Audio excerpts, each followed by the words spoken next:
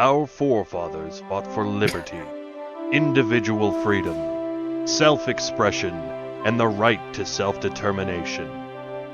They created a government of the people, by the people, and for the people, establishing a nation of free individuals who ignited a bright beacon of hope.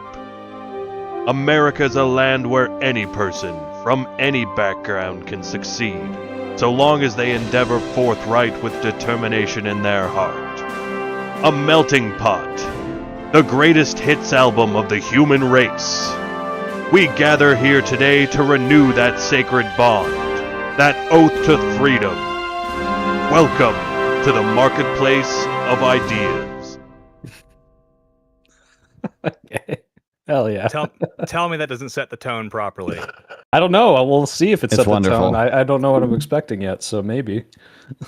All right. Well, good evening and welcome to the show where we evaluate our ideas based on our fake currency system, making all of our ideas equally worthless.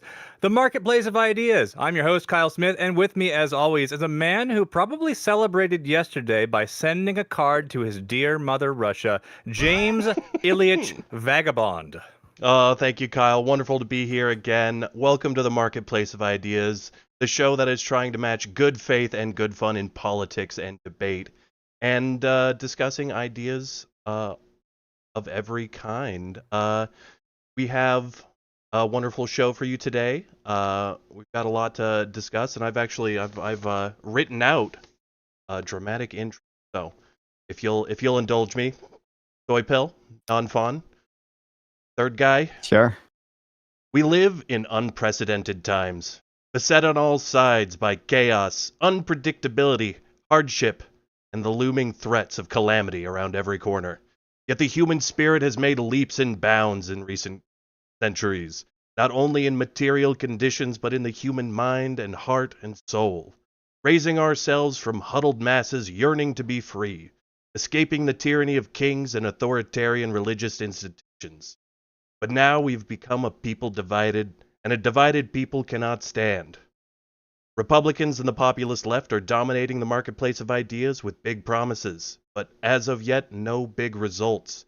Today we will have a conversation with two cucked liberal NPCs on the future of the Democratic Party. Where can Democrats make meaningful change? Where has the far left committed itself to financially unproductive populism? Can Democrats win without engaging in sweeping promises to fix massive, complex issues? And most importantly, how can Democrats fix and help the working class? All right, so I guess that brings me to my first question. So, Bill, are you gay or bi or metrosexual or what? I can never quite get a read on you. You're always talking about getting cucked and that sort of thing, and I'm just wondering, is that That's for real? Being cucked is completely straight. Okay. But I kind of gave up that shtick. I think the cuck thing kind of got old after a couple of years. Yeah, and the Republicans dropped it too. I don't know. I'm at best bi-curious. I'm mostly straight. Yeah. Okay. Well, I didn't actually want a real question. I just wanted. Well, then what you shouldn't have asked then. That was stupid. I know. But between calling out Soy Pill for being a cuck, you called me third guy, which I didn't take very kindly to myself. Yeah, I feel like James, you've brought out the fighting words at the very beginning of the episode. Well, yeah, I'm tired of sitting back with no backbone and letting people push me around as a communist, okay? We've got these liberals here, and I'm supposed to tear them to shreds on behalf of Lenin or Marx or someone. I forget. I didn't read up my notes. Well, I won't be tearing them to shreds. I'm happy for once on the Marketplace of Ideas to have two left-leaning guests. We've had way too many conservatives on the show, and I think this is a cause for celebration. So, Soy Pill, very glad to have you on for the first time, and Nonfon, returning guest for the third time now after last week as well. Thank you so much for being here. Absolutely. I'm happy to be back. I'm glad we're lumping me in with Soy Pill on the left already. What the hell? What the hell? I thought I was supposed to be epically owning this guy. You're gonna in the Marketplace of Ideas. I thought we were on the same team. We've never fought before, Nonfon. About all the stupid. Yeah, it's true. We've never had any disagreements. I thought it was going to be epically owned in a suit on some some stuff. We'll get there. With we'll get there. With any luck, we will have some nice contentious conversations later. But James, without much further ado, shall we just jump into the first item of the evening? We've got a game to play to help break the ice and get to know everybody's perspectives a bit more. Yeah, unless you had any more opening statements. Breaking the ice better than I did at the. That bit did They're not asking hit. Okay, that if did I not like hit. men. Yeah.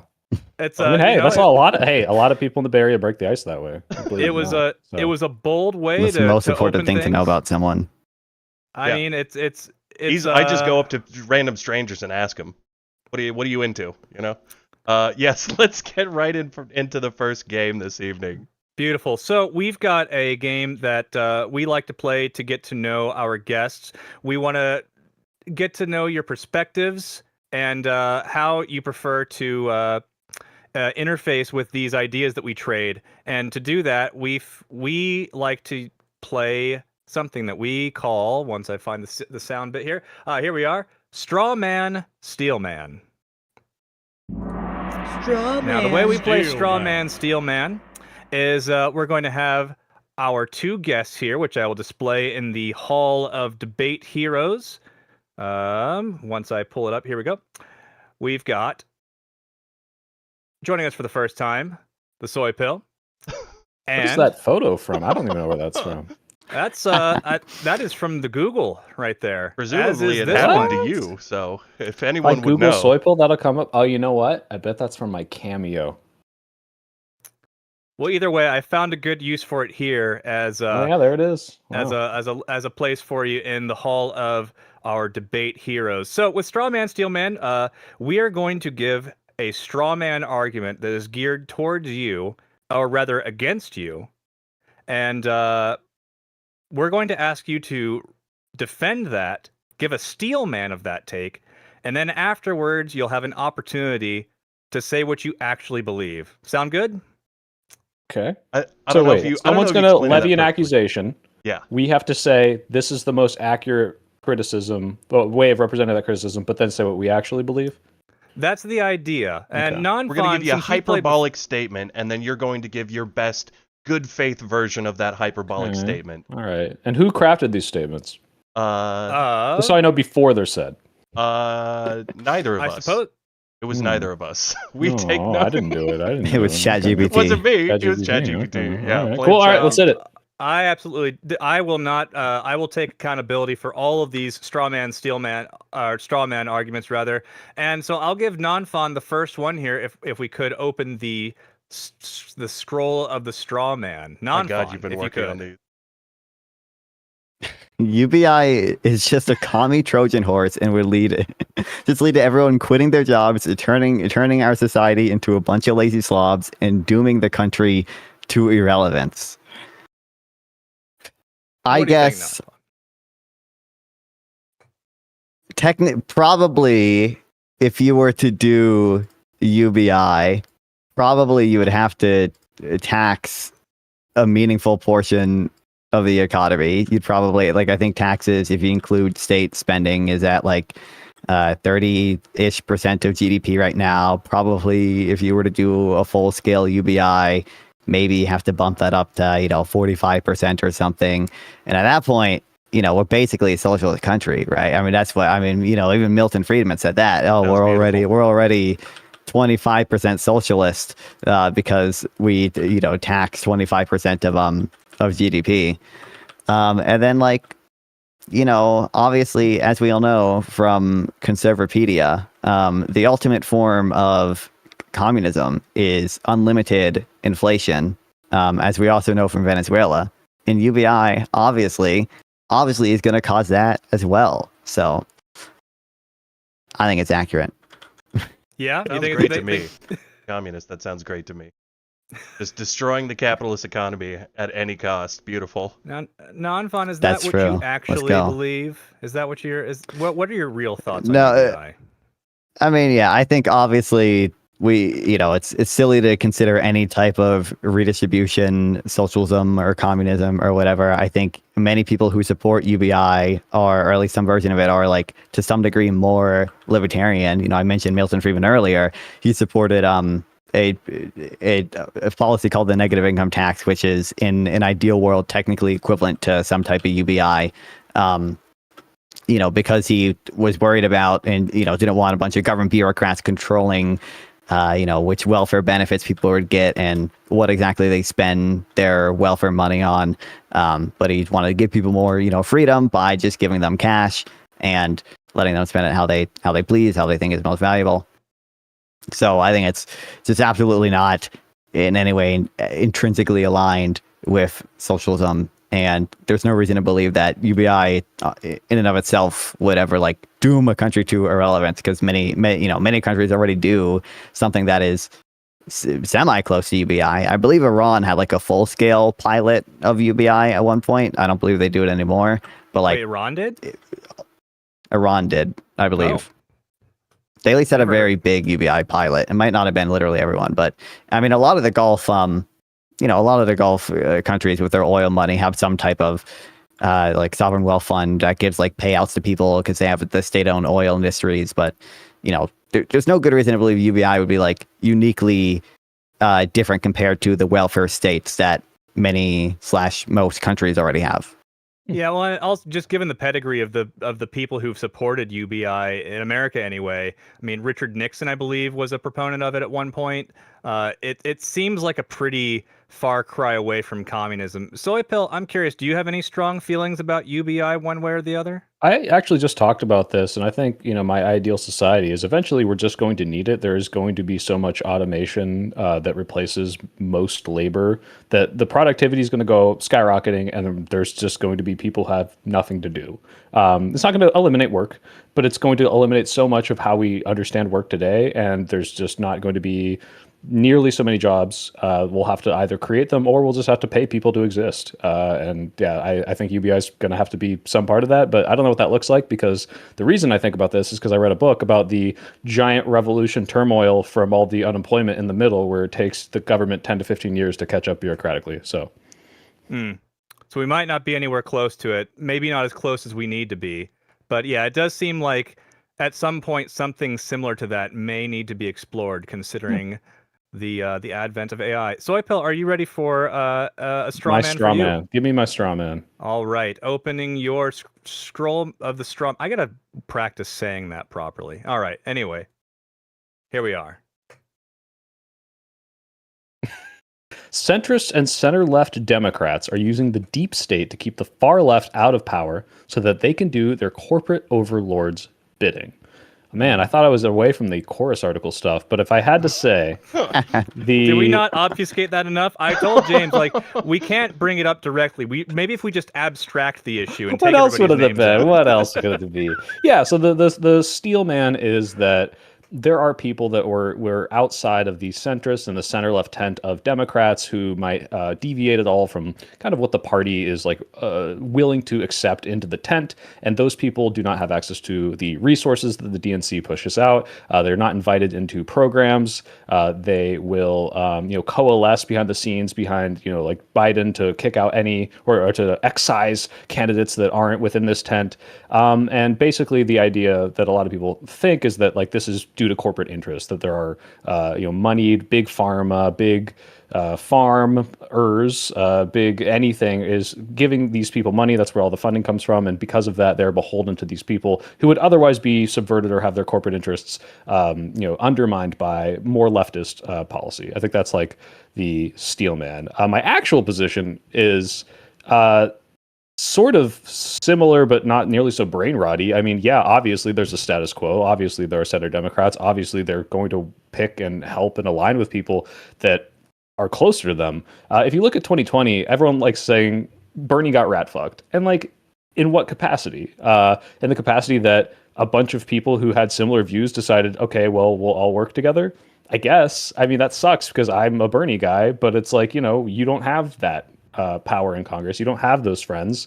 And so the people who like each other and have the same politics are going to work together against you when it looks like you're going to work against them. Whether or not corporate interests are completely influencing in the way people talk about it, I know that obviously money and politics matters. I think people are a little brain rotty with the idea of, oh, well, this person got paid by this and they changed their opinion, because I don't think that happens that often. Usually what you see is people who already support what this company wants are going to get more money from that company. And that's not necessarily a bad thing. It's a bad thing when so much of this money is overwhelming what would otherwise be a popular idea. But if you are doing something that I think is in the interest of my company, and I think that's good, let's say I'm an environmental company. I'm like, oh, awesome, this guy's pro-environmental. I want to give you money. There's nothing inherently wrong with that. When you can see people changing their opinions, when you can see large AstroTurf campaigns, like you talk about like Koch brother money, you can read Dark Money by Jane Meyer and how they're able to completely change local politics by just buying out all the local ads, all the local radio stations. Like that's when it starts to subvert what I would want in a healthy democracy. But just the idea of like money coming from a corporation isn't necessarily a bad thing to me. I understand it raises transparency issues, but it's not just so cut and dry like people like to make it. Yeah, I mean, there's definitely a kernel of truth to the claim, but ultimately, it's not like a secret cabal like a lot of people seem to make it out to be. It's just people pursuing their shared interests within the political framework. Nonfon, what do you think about this idea of? I think this is absolutely true. This is a direct quote from me, and it's based. I think like it probably, depending on what you mean by the left or whatever, or far left, I think a lot of times they're like people within certain institutions and certain administrative agencies actually tend to be like relatively more left leaning than maybe like the general populace or potentially even median Democrat voter, if there is such a thing. Like part of the reason Biden had a open border or whatever, was because there were people within his administration who were just like more progressive on that issue. And I don't necessarily disagree with them on that, but then like even Biden himself was, or then potentially the median Democrat voter was. Part of the reason the American Rescue Plan had a lot of like progressive stuff in it and was as big as it was because there were people like from Bernie's team like writing that bill and giving advice on it. And I also just think that to the extent that it does exist, that there is like a status quo that is, there's some organized effort to protect or whatever. I don't know. Some of that stuff is just good. Okay, some of that stuff is just base. Like, I think one of like institutions and like the protection of like rule of law and property rights and stuff, I think are like really important. They are part of what makes developed economies generally really, really good, really stable. And there needs to be some framework, some type of effort, even consolidated effort to keep those things in place. Now, I don't think like Bernie Sanders is like, imminently going to erase all property rights in the US or anything. So like, I don't know, maybe you can argue that they shouldn't fight as hard against him or whatever. But certainly there needs to be some type of sort of institutional arrangement that protects those things from even the whims of the evil voters.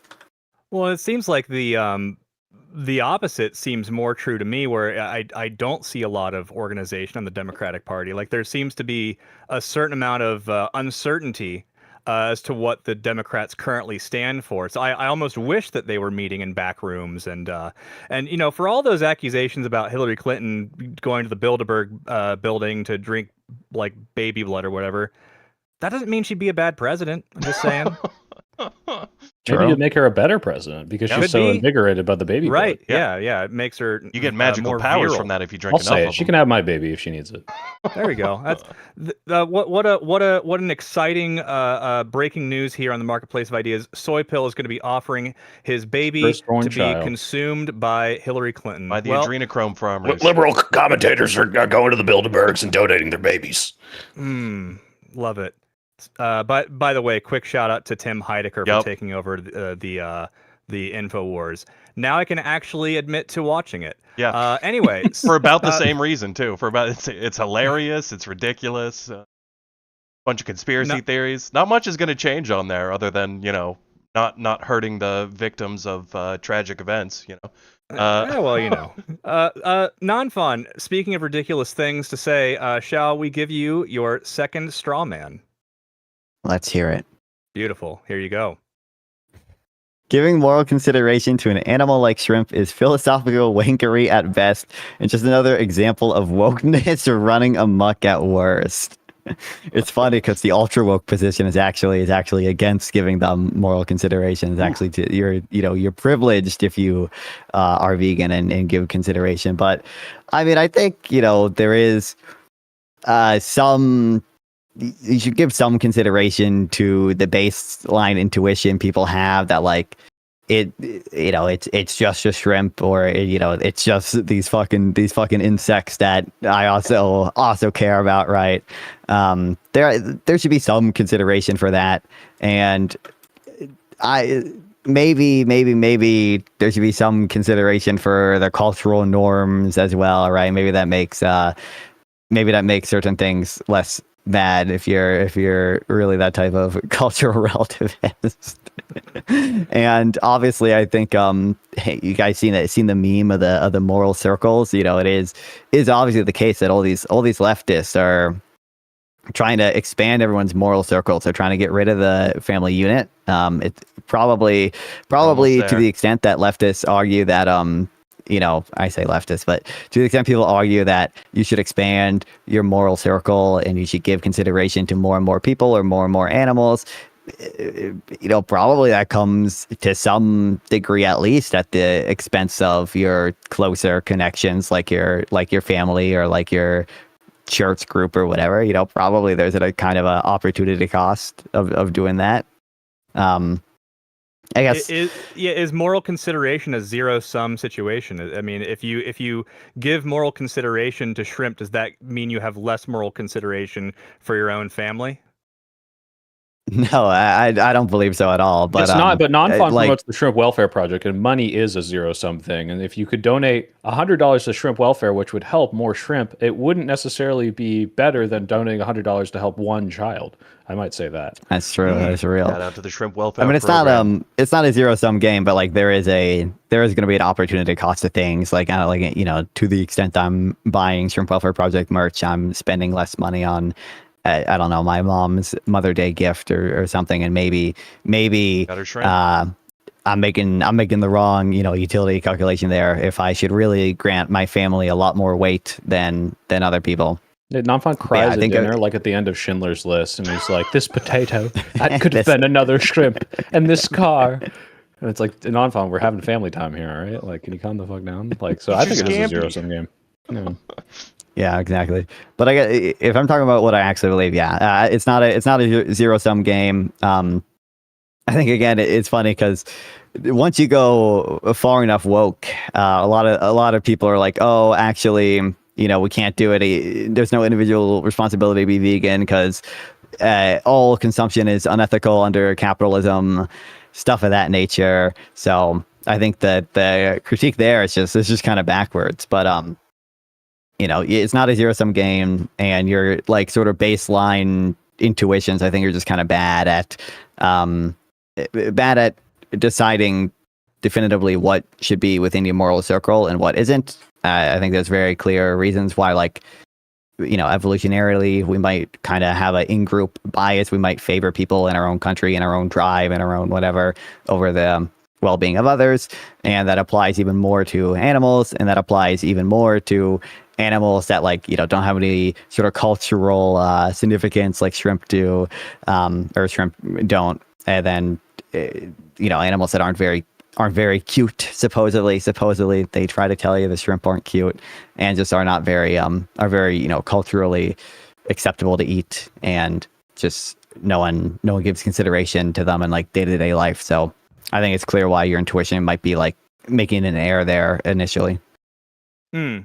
Yeah, Soypill, do you have strong feelings about shrimp or giving moral consideration to animals in general, be they cute or not? Well, I think veganism is just the morally correct position. I mean, if you're going to consider any and all pain and suffering in this world and pretend like you care, like, yeah, animals suffer. Animals feel pain, they feel loneliness, they can be tortured, they can be abused in every which way, and that's what the current industry for all like dairy, eggs, meat does.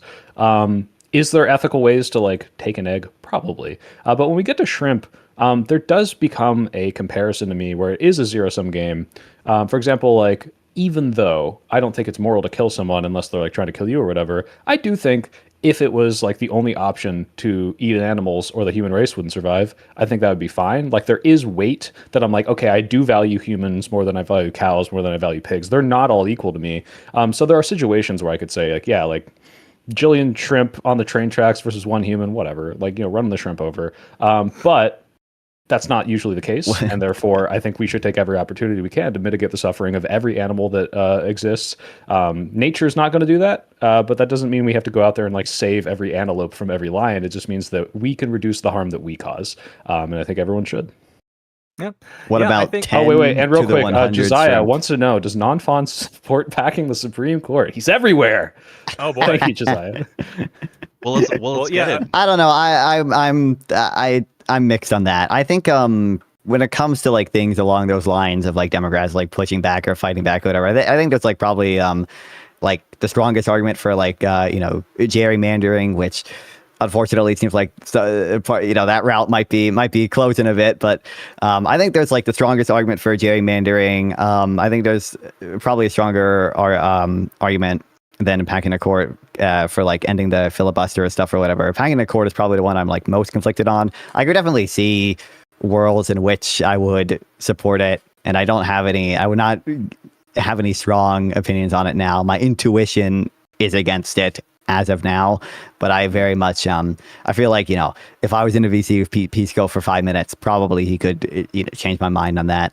What if we But packed it I would with not have shrimp? any.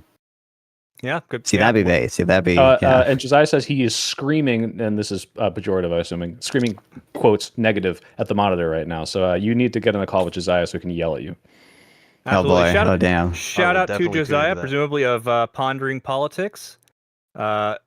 Absolute king, Josiah. Yeah, very, very fond of his content. And as far as the court packing topic, I definitely want to get more into that later as we explore the current state of the Democratic Party and where we should be philosophically and practically. But before we do that, Soypill, if I may, I've got one more straw man Let's do to it. close out this game. Here's yours, last one.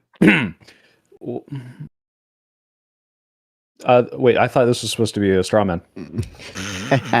All Republicans are evil, traitorous cultists who are so stupid that willfully abandoned every core American value to suck off a pedophile king. Oh, a little graphic. So the Wording. straw man, the steel man of this straw man is that people have so willfully embraced and are unwilling to reject someone who has so clearly demonstrated himself to be of compromised character, who is willing to fuck over democracy and try to steal an election, who will absolutely throw anyone close to him under the bus. It is, insane and ridiculous. Now, my actual position is not all Republicans, just most of them. And Josiah says this is true. Thank you, Josiah, again. Beautiful. Oh, no Non-fun. straw man, just pure steel. It was built right the first time. Yeah, well, a nice softball one to close it out. Keep it nice and tidy as we go into the next section. Nonfon, anything from your perspective to add to that? No, I agree. It's only 99% of Republicans, but I agree. Well, we have to make room for the good ones, of course.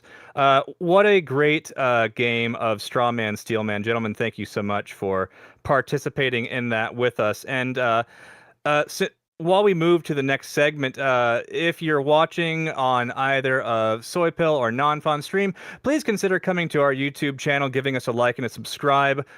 We have a Discord. Go back. Don't to, do it now. Go both. Do both. Two taps. Do Yeah. it when you rewatch this, okay? Rewatch it on our please. stream later, and then non-fons. Help us all cross-pollinate, and so we can all stand out in the algorithm. Bring the And fruits of liberalism to every corner, okay? We have a Discord server as well. If you come to our YouTube video, you'll see a link to that in the description. We'll also be handing out some links later as we take call-ins later in the show.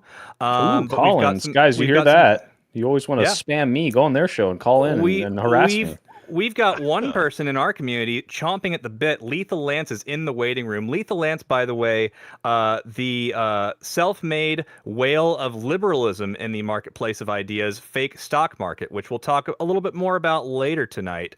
But yeah, so we will have that available as well. While we're saying these sorts of streamer things, Non-Fon, Soypill, do you want to... I have one last... I just want to ask you guys, just get the grab. Oh, sure. No one look at my stream. I have 200,000. I just broke 200,000 subscribers. How many people do you think are watching the stream right now?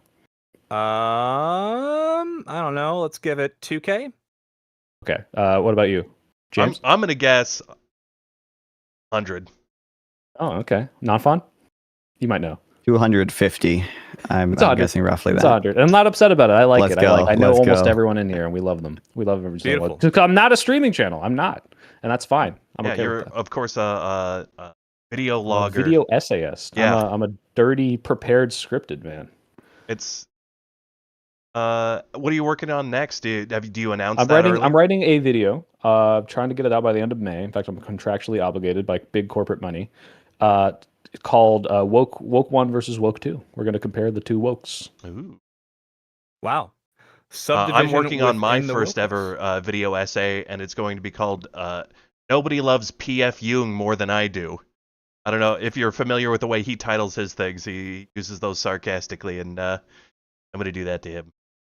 Oh boy, I was Go not for his aware of entire this. career. My goodness. Well, that sounds quite incendiary. Could be. Looking forward to that. Gentlemen, seeing as we are all members of the left at various points along the spectrum, it seems pertinent to discuss this ongoing issue that's being discussed online. Where does the left stand philosophically? To what degree do we pull in either the moderates or the far lefties? And who in the Democratic Party is currently doing it right and wrong? So to start things off, let's go with Soypill. Since you're our first time guest, where do you think the left is philosophically in America right now? Man, this is so complicated. We talk about this all the time, though. I think there's like this weird phenomenon going on where Democrats as an opposition party are doing really well because Trump's doing really horribly. We're polling really well for the midterms. We're probably going to win, even despite the gerrymandering stuff. But you look at this, and despite that, Democrats don't poll well as a party. Individuals do, but Democrats don't. And that's because I don't think there's really a coherent message, and they're not sure where to take everything. There's a lot of populism stuff. You see the Mamdanis, you see AOC type stuff. Then there's all the like moderates, like, hey, we can try to work back in. We still got the Schumers and the Jeffries of the world. I don't think there's like a huge fight between lefts and libs as people are playing it up. But there is kind of this like populism versus moderation versus like practicality versus liberalism like thing kind of happening in the party right now. It's hard for me to point to a specific person and say you're doing it right. But as a progressive, I can look at someone like Mamdani or AOC or these people who have my politics. They spout my ideals on the campaign trail. And when they get into office, this loses them some of their base. Not me, though. They'll moderate. They moderate and they say, okay, I'm going to work with the people to my right. I'm going to work with the people in Hochul, or I'm going to work with Congress who is not aligned with me. They are to the right of me, but ultimately want the same things. I can either pull them left, or I can tone down my populist rhetoric to try to make sure we can compromise on stuff. And I think that's really the only way forward. I mean, like you see a lot of Justice Democrats that are more idealistic than this running right now. And some of these people I like. I really do like a lot of their stuff. Actually, Nonfon, though, me and him might agree. There's some of these policies are just like populist brain slop. And can you run on that and stay that way in Congress? I don't know. I met Jamal Bowman. I don't remember how populist he was, but he got kind of excised. Now, part of that was because of the fire alarm thing, which was pretty cool in my opinion. But the idea that like you can just stay as this kind of outside the tent, outside the Overton window person and pull everyone, that's never going to happen to my knowledge. I think you really do have to like moderate and then drag everyone with you. And it seems like the populists that I like are doing that in a way that's smart. But yeah, like I can't say a specific person. I also like what J.B. Pritzker's doing. I like in Virginia, oh my God, Spanberger's doing. So it's a mixed bag. I can't say like this is what everyone has to do. Yeah, I mean, well, there is a clear need to broaden the tent in one direction or the other. It sounds like, to summarize your point there, would you say it's a fair summary to say maybe we need to aim for more populist, harder left-leaning politicians who are willing to moderate themselves and do what's necessary to compromise once they actually get into office, as opposed to making overtures to more moderate voters, more right-leaning voters in the elections, which might alienate the bigger base that we've got as far as the more populist left? I can't say for sure. I mean, I'm not a policy advisor, and I don't know where the polling stands exactly on this. I know far left politics does not poll well. Like Mamdani doesn't poll well nationally. Now he doesn't. No, most people don't know what he is or who he is. But the idea that like, well, let's just move to the right as the country's falling into this like fascist right backslide. I'm like, no, I don't necessarily think so. If that was the only way to meet the people in the middle and kind of try to drive them back, maybe. But I think people are looking for a coherent message. People are looking for fighters. And if you look at the reception to like this gerrymandering stuff, which is like, Democrats hate gerrymandering, but when Gavin Newsom stood up and was like, fuck you, you guys are stealing seats in the middle of a census period. We're going to put a democratic referendum and we're going to steal stuff back. Like that sort of energy is what people want right now. And I don't think that requires some sort of moderation. It requires a thing that we're striving towards, fixing the country, fixing cost of living. It could be populist, it could be liberal, it could be left of center.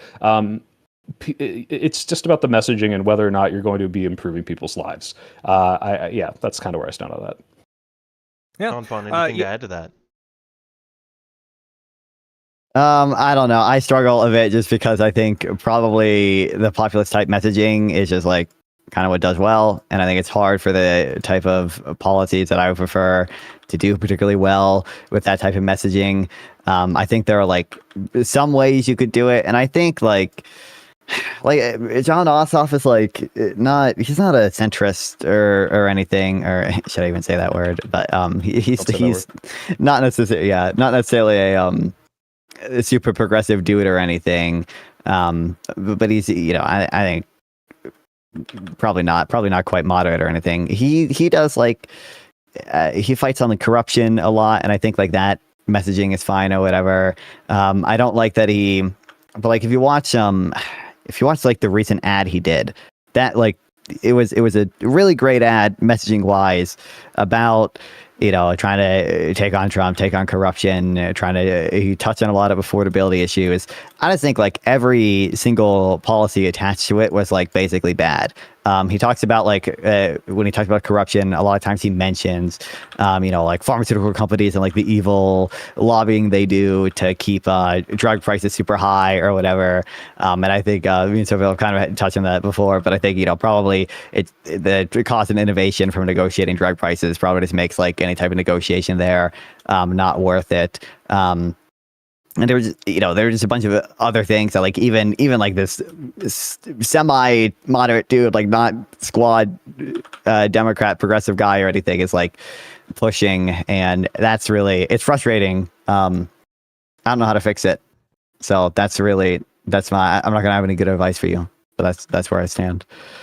Oh well, thankfully the advice wouldn't apply to me anyway. I'm just a guy with a microphone trying to get a little piss shit YouTube show off the ground. So hopefully, hey, I was going to say, so far, guys, this is a great format. I'm having a fun time. This is awesome. I mean, when's the last time you were on a show that had production quality as good as the game we just played? I mean, other than Raging Tomato, I can't say I have. I mean, Wick's got to step his game up. Really. We're coming for you, Tomato. That's true. Wick is watching this show and he's shitting his pants right now, seeing the storm that's literally coming. He's downloading several MP3s and putting them all into OBS right now for all probably his transitions. So. Real quick, though, speaking of low budget, I need to ask. Wick is a king. I will not have him slandered No, on I like this show. I'm just saying. I'm just trying to bait him into the competition. This is I the mean, free yeah, market he's going that down. Nonfon's talking about, right? Like He's we got to going get down. you What a guys to coward, compete that and man. improve. Damn right. No, James, damn right. are you in your like your lobby of your house, like so that like I don't know what, so like if you get swatted, it's over faster? Like why are you so close to the front door? Because I'm poor and I live in a Harry Potter closet. Okay, all right. More or less. There's no good answer. There's no good answer. I don't know if that's true. You say you're poor, but based on that poster, you've got like a 40 grand net worth in like anime figurines. I'm gonna guess so. Possible. But yeah, but those are priceless. Those aren't commodities. Okay. Those are collectibles, Mom. They're accumulating value. They're important to me.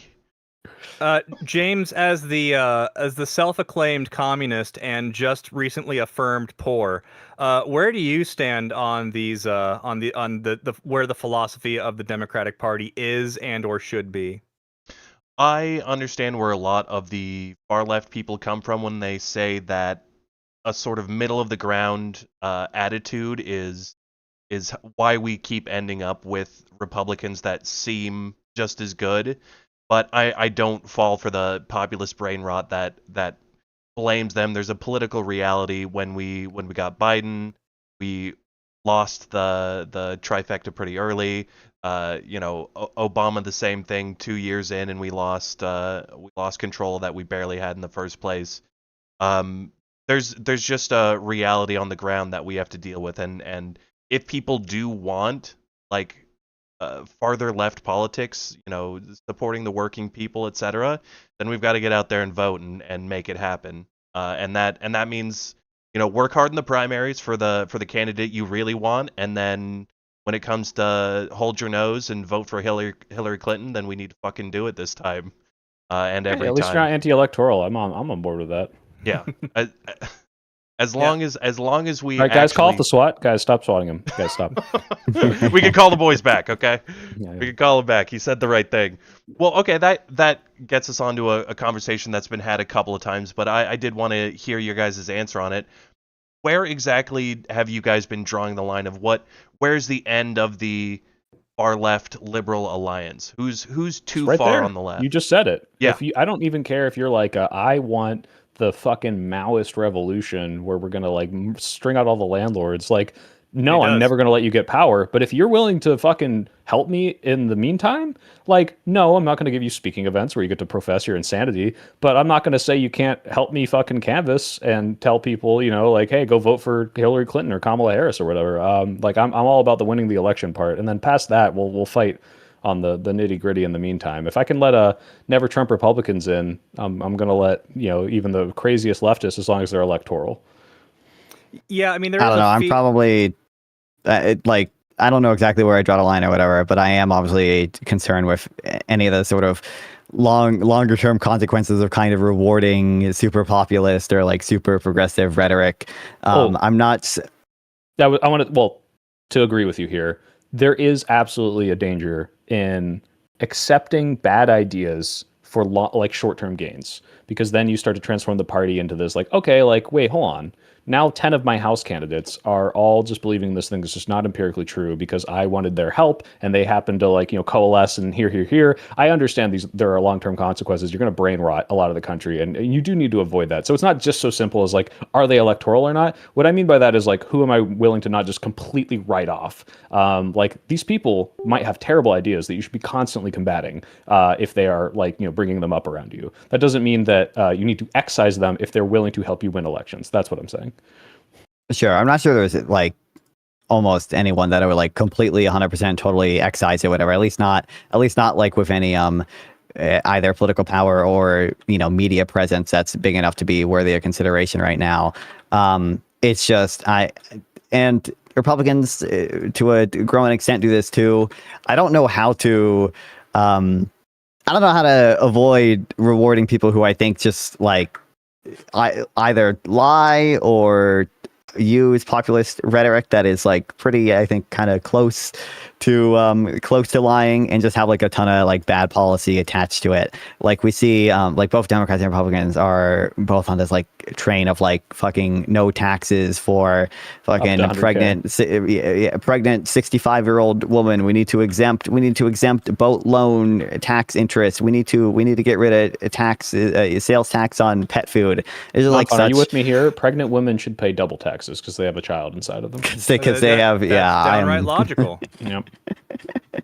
I think they should actually get a child tax credit at the moment of conception. That's my opinion. They need the $6,000 tax credit immediately.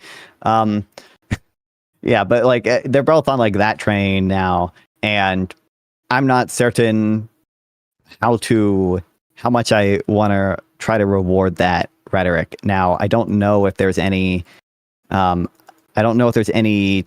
sort of institutional conspiracy pushback that people could do that would prevent that type of stuff, while also keeping it such that like people still feel like they have a significant say in what their politicians do and stuff. So I'm not exactly sure what the solution is there, but it's just something that makes me like generally more hesitant to support people engaging in that type of rhetoric. Like I think there's probably if I was in California, there's probably some district out there where like at the state level I might support like voting for a Republican just because if they're like a semi-reasonable Republican dude, and a Democrat is engaging in a lot of that like stupid rhetoric stuff and it has a bunch of bad policy attached to it.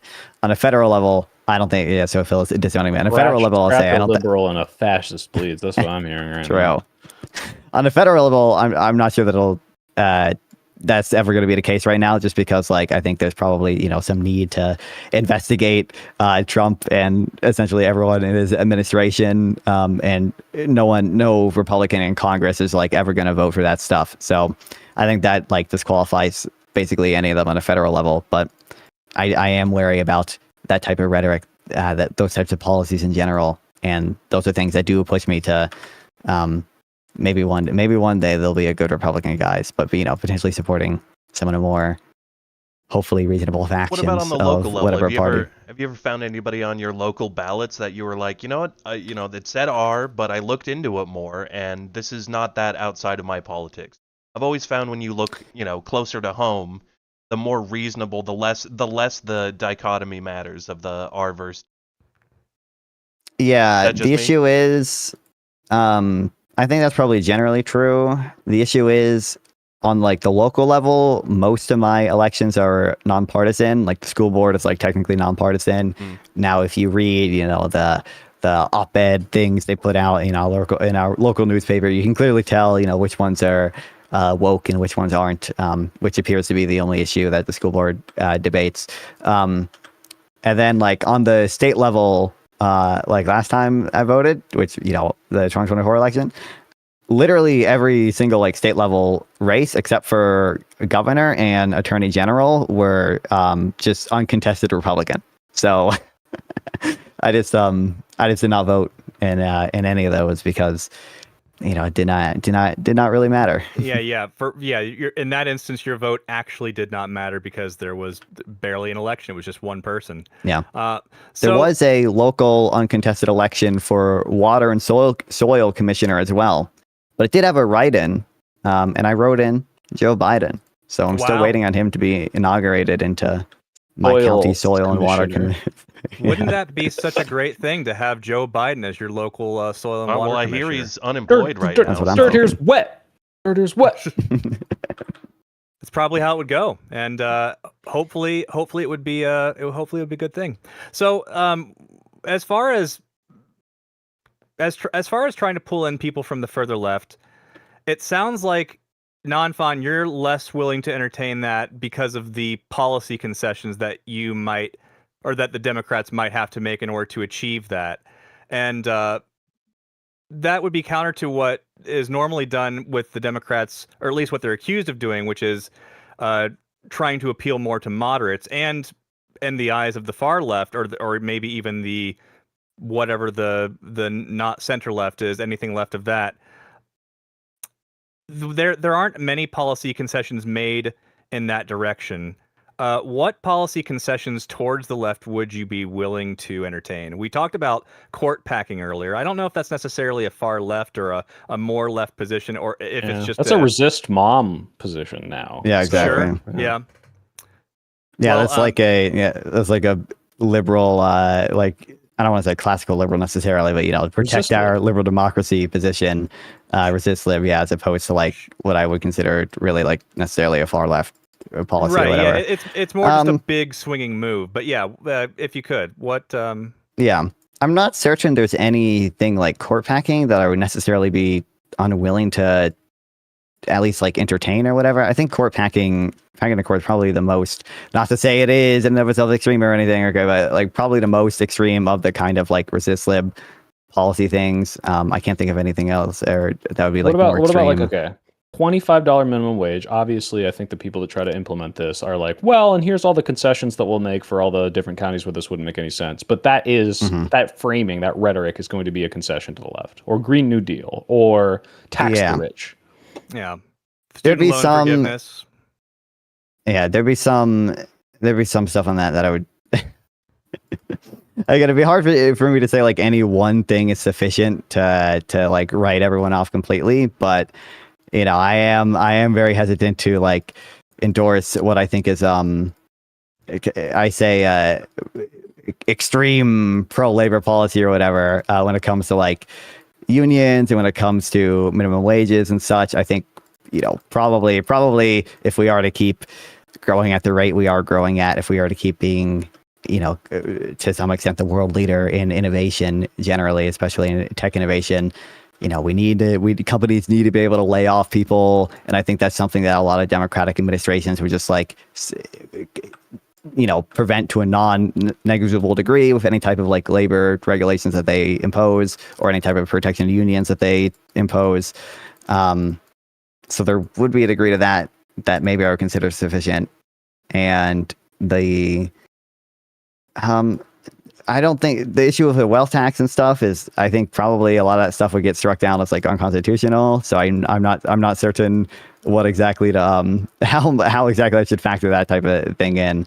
There do seem to be constraints on what Democrats could actually do with regards to many of the most populist policies. So I have to weigh that as well. And I think probably I'm not that concerned about certain senators supporting a wealth tax for that reason.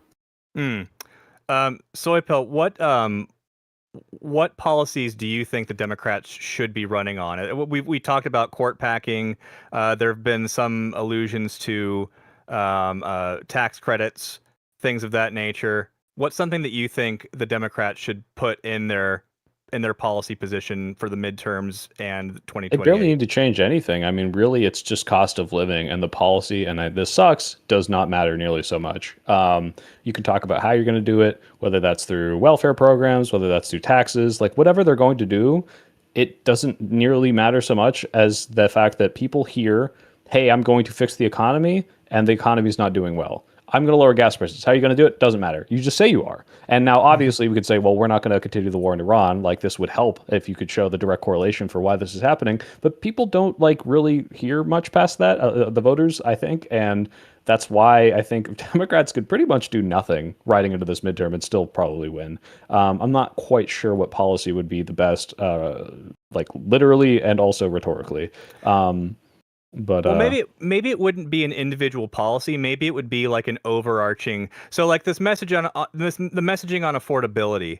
It seems like affordability might have overtaken equality as the core of the Democratic culture.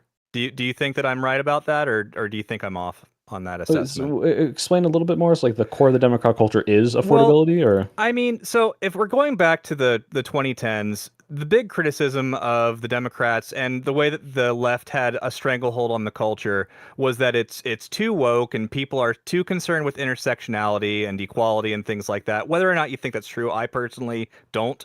But that was the big concern coming from the right, and there was a lot of support from the Democratic base for policies that promote equality, trans rights, things of that nature. That was sort of the cultural cornerstone of the left at that time. Have we moved away from that culturally as sort of. This is actually what's going in my new video, which is like the reason we were able to do that is because we all operated from the same premise of civility and that everyone wanted the same thing of like, hey, like we're ending racism, we're getting there, there's things we got to overcome, right? So we got to start like promoting equality, and we bring in this academic language of like, and this is how we can end gender roles, and this is how and it turns out there's a bunch of fucking people, Republicans, who do not fucking care about any of that, and there's a bunch of liberals who don't understand it, who might think you're right if you took the time down to sit with them and explain it, but they just hear like, oh, blah, blah, blah policy, and it's like, whatever, this doesn't really affect me, or you're being annoying. And so now the ground has been ceded completely to the right. We don't have time for that. There's no like, hey, let's do this amazing fucking DEI policy and you're going to run on that. It's going to be popular. It's let's uplift everyone. In the meantime, you don't have to say this, but it is going to uplift everyone. It's like, rising tide raises all ships, or whatever the fuck it's called. I don't think there's room for that right now. I think, dark woke is, really quickly say, fuck you, put the pronouns in the bag. And also we're going to fix the economy. it's not, we can't run on this like virtuous, look how good we are, because our enemies don't care. They want to see trans people eradicated. They want to see mass deportations. They want a white ethno state sometimes. And it's like, okay, well, I can't signal to your base, hey, don't you want to be nice to people? No, it's not going to work. You got to just kind of run on the things that make most people's lives better, and make sure you don't abandon anyone, but that can't be the primary focus. That era's gone until we have Kamala for the 12-year Reich or whatever. Well, looking forward to that. James, what say you on this issue of equality versus affordability being the new cornerstone of the cultural left? I mean, that's a big question.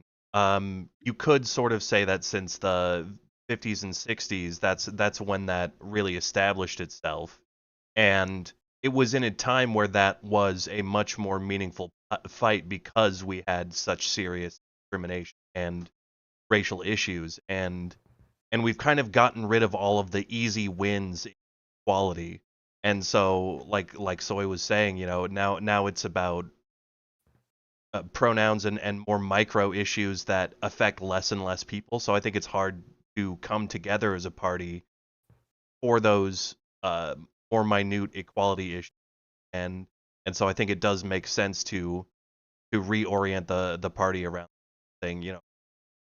It's tough to say if some people got mad at Newsom for throwing trans people under the bus, whereas really just kind of agreed with where the majority of Americans were already at on a very tiny slice of that issue, and it was disappointing to see how far people overreacted to that. But I think now that we see what's at stake with the second Trump administration, I think more and more people are going to be less and less annoyed about defocusing on these more specific social justice, and they'll just be happy to see wins of any kind, which we desperately need. I think they'll be able to do it, but the question does then become, how much are we going to end up backsliding on those types of issues when they're not the focus? And I think that's a fair question to ask, but kind of doesn't matter to me as much as not starting World War III and not just like grifting trillions of dollars into the wealthier classes that don't need the help. Like, this is, we're going to start doing generational damage if we keep adding bad policies onto the fuck ups we've already done in this year and a half. It's already done. Generational damage is yeah. done, unfortunately. Yeah, but like crippling generational damage, we're getting. I don't know. I'm kind of there. I'm doom pilled on some of these institutions being gutted, but yeah. Yeah, as far as the damage that has been done to the institution, but I'm talking about like permanently destroying America's place in the economy, in leading the world.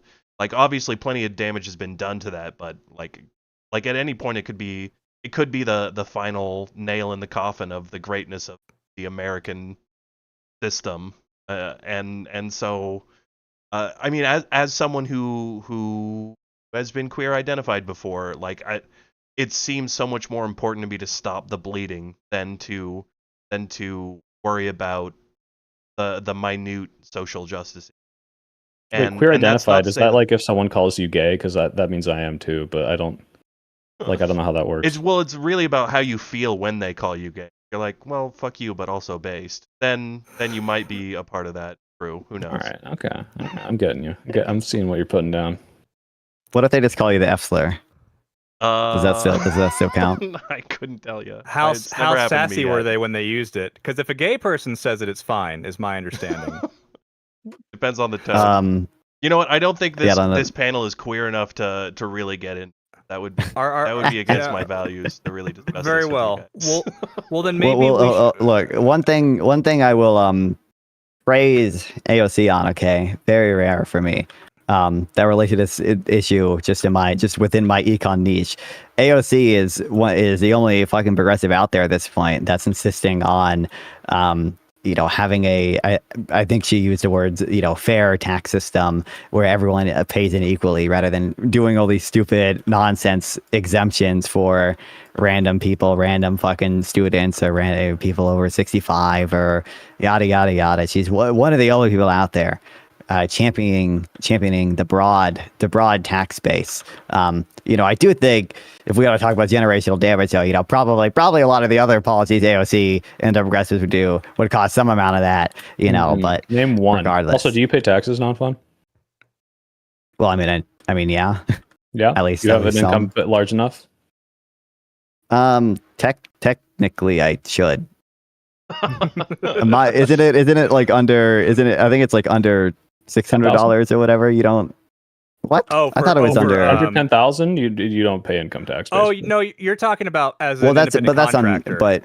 Oh, you're talking about your YouTube. Yeah, stuff? which is like what I like if I don't pay taxes on my YouTube stuff, even though the point is you don't pay taxes. But no, yeah. What's a generational? There might be some minor. We like to commit a little tax fraud but, here. We all commit a little tax. Yeah, that's fine. We're not going to judge you.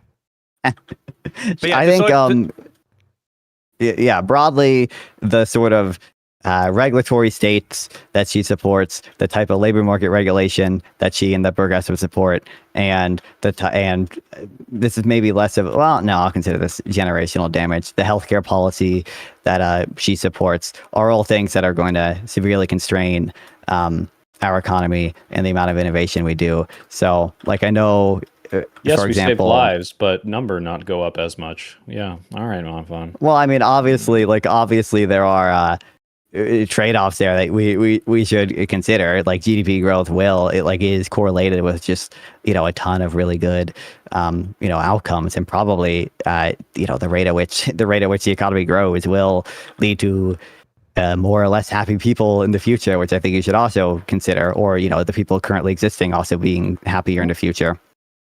And I'm just not certain how is I don't know, how is for like super harsh antitrust policy, like that's not really like saving lives or anything, but I do think that will constrain innovation to like a non-negligible degree. Why would a trust support innovation if this trust has no competition to force it to innovate? It doesn't need to. It has a corner on the market, right? Well, I think so. The issue typically is not like antitrust in principle is anti-competitive or anything, but the ways in which it's applied right now, especially like under Lena Khan prior to this administration, obviously tend to be just, I think, how do I put this a little nicer? I think they tend to be somewhat stupid. So I mean, you can look at like the Spirit Airlines mergers and such.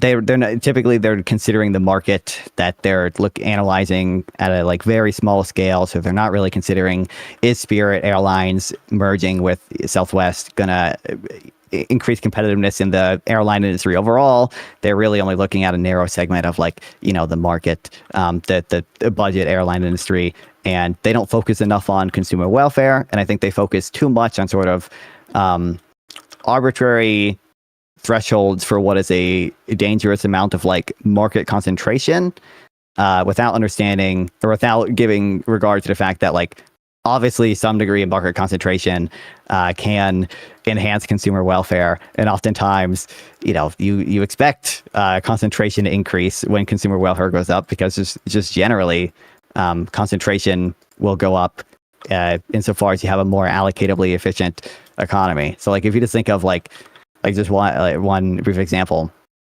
to get the concept. If you imagine like there's a bunch of restaurants in a city or whatever, and DoorDash comes in, and they essentially reduce search costs for the consumer. So rather than consumers having to like physically go to a restaurant, they can simply open an app, and they can easily switch restaurants by just switching whichever restaurant they want to choose on the app.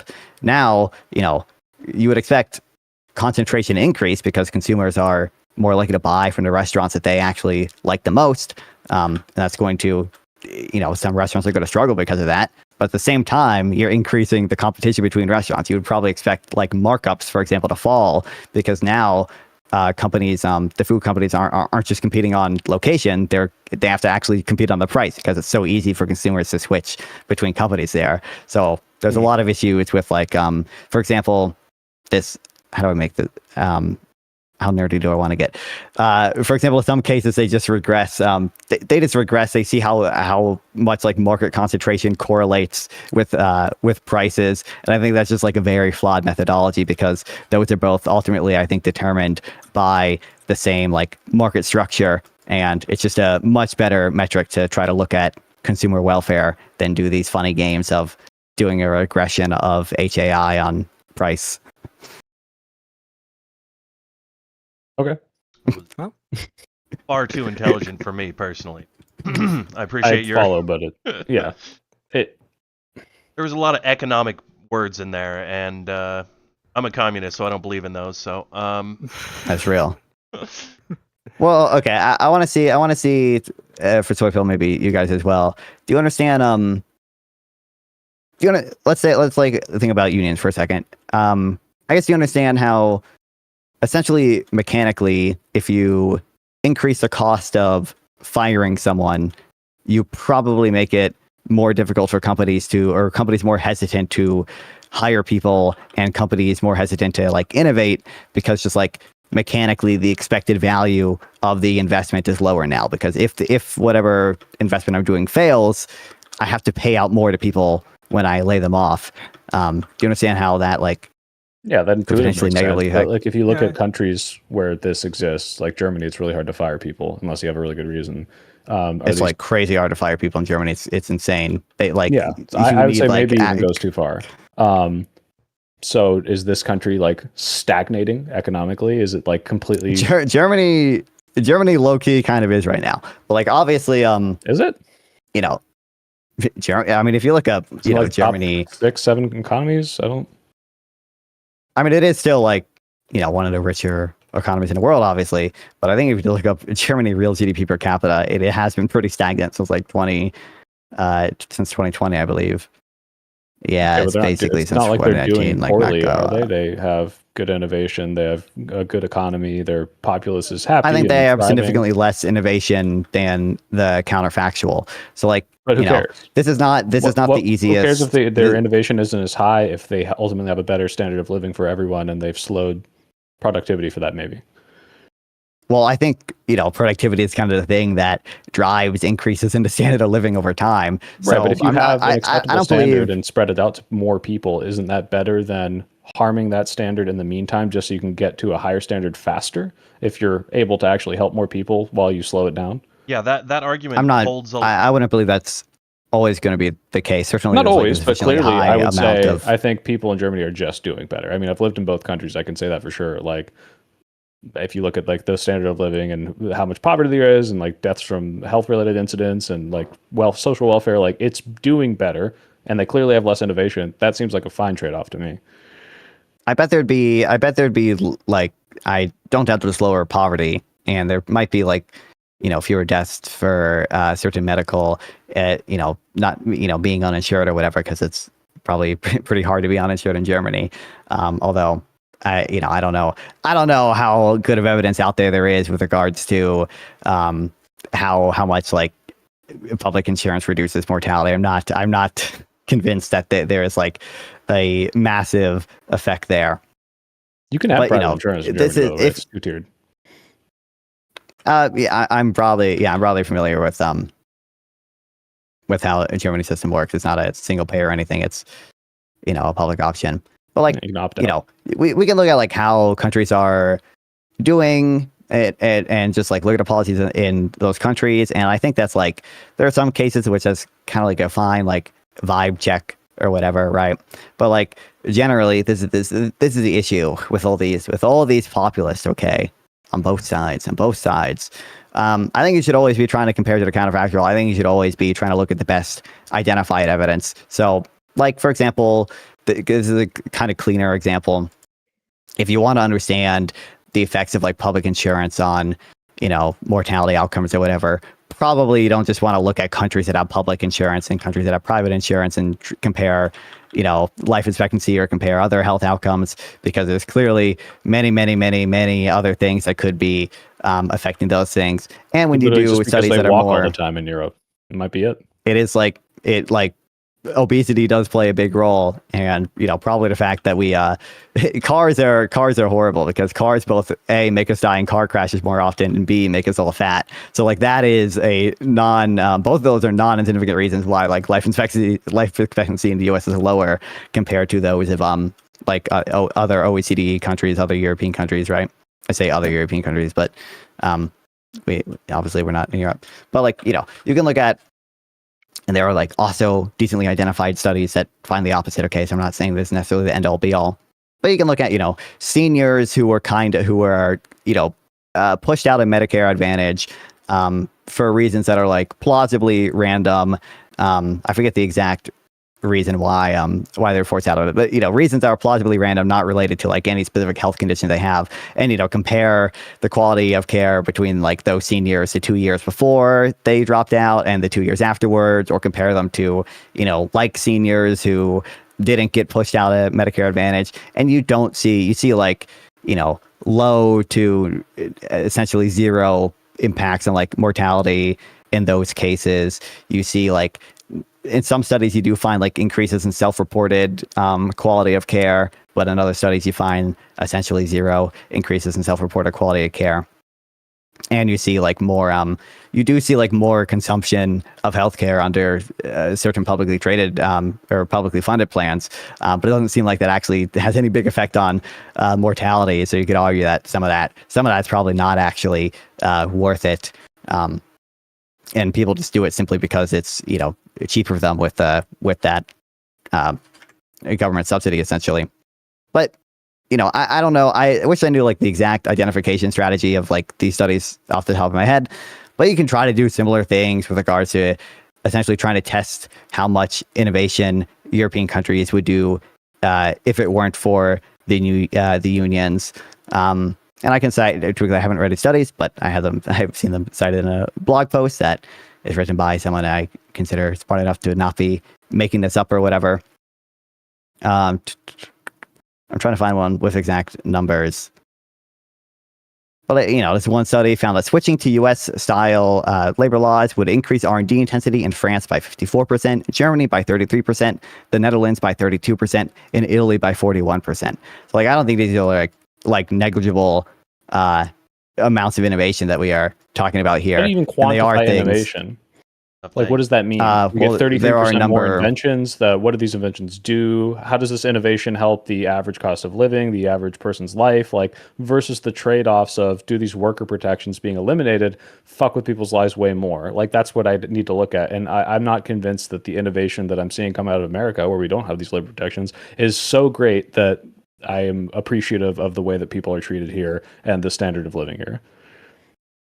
I mean, so I'm not sure off the top of my head exactly how they define innovation. I'd imagine they say R&D intensity. I imagine that's going to be even if you had right. Incredible. Yeah, there's going to be there's always going to be disputes about what exactly the best measurement is, right? Because plausibly there are a lot of other things that affect patents other than just labor protections, and plausibly a lot of patents are not actually truly innovative. So how do you account for the fact that like maybe probably the top 20% of patents are like 80% of like the consumer welfare gains from patents, and the rest of them just kind of sit around doing nothing, right? I'd say Nonfon's position is let them eat R&D innovation. That's what I'm hearing. Delicious. True. Yeah. Nonfon. But quite obviously, I think like if we care about like the standard of living and such or whatever, and like clearly, I think one over time, just like long run productivity growth is like causal to like all of those things, right? Like that is the mechanism by which we increase the standard of living, and it's good to do that faster. Well, and then there are clearly productivity tangible is measured in every sector, right? Okay, there are productivity gains in Best Buy, where they're doing a better job of selling you a TV maybe, and you weigh that against productivity gains and cancer research. Like these are not the same thing, but they're equally productivity gained, right? Like what actually is going to be making people live longer? You obviously like you value the output in in dollars. So like, you are Right, taking but into account is that that sort too of dollar vague of a value. metric to measure whether or not people are doing okay, whether or not society, like how much faster do That we accelerate? alone. And it's like, hey, like everyone today needs to suffer more because 3 generations from now we'll have a better standard of living. And it's like, well, hold on, what if we Well, I'm not even certain stretch when that I say out like over 5 everyone. generations and everyone does better today? That's kind of what I'm like looking at the trade-offs here. When I say like everyone today is going to suffer more, I'm not even convinced that's the case. Certainly, if you had more like union level protections or whatever, probably you'd see more unemployment. It seems like there's some evidence of that effect. Probably you would see less investment. There's at least some evidence of that effect as well. So like you are going to be directly hurting people today as well, and people that are alive today for the next 20, 30, 50 years of their life, beyond just people far in the future, people 100 years in the future. Okay, and it's not clear to me many of these. This is not empirical at all question, but Nonfon, what would hurt more, unions or like taking away labor protections? Like more people would suffer from this in the short term. I mean, there's going to be a margin to things, so you'd have to specify which like country you're talking about and which laws we're talking about. Germany, which we both agree probably has a little extra restrictive labor protections. Would more people be harmed in that country by what is happening, or would it be better for them in the short term to switch to like American style labor protection? I think for Germany, probably at least getting significantly closer to American labor protections would be good for them, even in the relative short term. Like you do see, the real GDP per capita has not gone up since 2019. What does that measure? Actually, what is that number, real GDP per capita? What does that mean for each individual living in that country on the day-to-day basis? That is equal to the income per person, right? Obviously, that but what's the might not necessarily power, right? be like what's the like are people? Well, it's real GDP, right, so it's adjusted for inflation. So it's flat. So right. So it's stagnating, right? But like the spending power, right? Like, do these people now struggle more? Is there more poverty? Like, is that if you show me and you compare these numbers, like I'm not entirely sure that because you have a stagnant GDP per capita that this means the country's not doing as good as it could be, or that it's suffering, or not just that it's not. Their paycheck isn't going further every year, right? Well, like you're probably, I would imagine, like insofar as you're decreasing productivity, you're probably or productivity growth, you're probably decreasing wage growth as well, right? That is what's responsible for wage growth in the medium. I mean, well, no, it's not about the wage growth, right? You said the real GDP per capita is not changing; it's stagnating, right? Or is it decreasing? Yeah, it's well, I mean, it's bumpy, and COVID is messing it up to some degree as well. But I believe it's I looked up. I believe it's like slightly higher than it was in 2019, but it's pretty stagnant. Well, maybe this is commie gobbledygook, but I think GDP doesn't always have to go up if everyone's doing a good job or everyone's doing fine. With that said, Nonfon, what would it be? I mean, I agree. Just to be clear, like GDP is not the only thing that matters or anything. I think it's going to be like typically one, highly correlated to things that we do care about, and two, the reason it's kind of correlated with those things is because it like indirectly or more or less directly like measures those things. Like when it comes like actual individual consumption, right? Like that, I can see the case for caring about that more than GDP for to some extent. And that most of that stuff is like literally just included in GDP, so just mechanically it's going to be kind of be reflected in that. What I'm saying is, if you're looking at the metric as it could be better, and I don't disagree, and you ask me what are the trade-offs, if the current standard of living is such a good thing that the trade-offs wouldn't be worth that standard of living decreasing, that I don't mind real GDP stagnating, is what I'm saying. Now, if you could show me that, hey, actually, because of this stagnation, welfare programs are going bankrupt, and I know to an extent Germany is facing some of these crises. I don't know the exact reason. I don't think it's labor protections, but we'd have to see. Then I'd say, it turns out that this is too restrictive. You need to loosen some of these things. We need to have more innovation. That's kind of what I'm getting at, if that makes sense. Sure. I mean, probably, Germany might have more fiscal space insofar if they were able to increase productivity and long run growth. I'm not certain exactly right now what their reasons for their sort of what the reasons their medical for the system is too good. Maybe so. They're they too have too many. There. They might unironically have too many like unfunded like healthcare plans and retirement plans for people. I'm not joking. It's It's literally the aging population that won't die. Like they're yeah, that's actually what's happening there. That's true. Let's go. This is why socialized healthcare will inevitably result in the evil It death saves too many councils, people. obviously. Yeah, what Yeah, was that? exactly. What was But that let's Norse just, tradition where they once they got old enough they would walk them off a cliff? Do we need to bring that back? just Is that where we're Midsummer. headed? Eden Stoop? As it happens, Yeah, can I just want to read like some of the, maybe this won't strike people as insane as it does me. I just want to read like some of the things in Germany that are required for employers. It's crazy. In Germany, a worker who is fairly dismissed due to business needs is entitled to law to 15 days of pay for every year they have spent with the employer. That's someone who has met the standard of being dismissed fairly for a business reason, and those standards are also impossibly high. Employers cannot choose who leaves. They must rank that. I think that's equivalent to like if you just like look at sort of the average firing cost or whatever of employees. I think in Germany it's something like 30 months of it's 30 months of pay to fire a worker in Germany.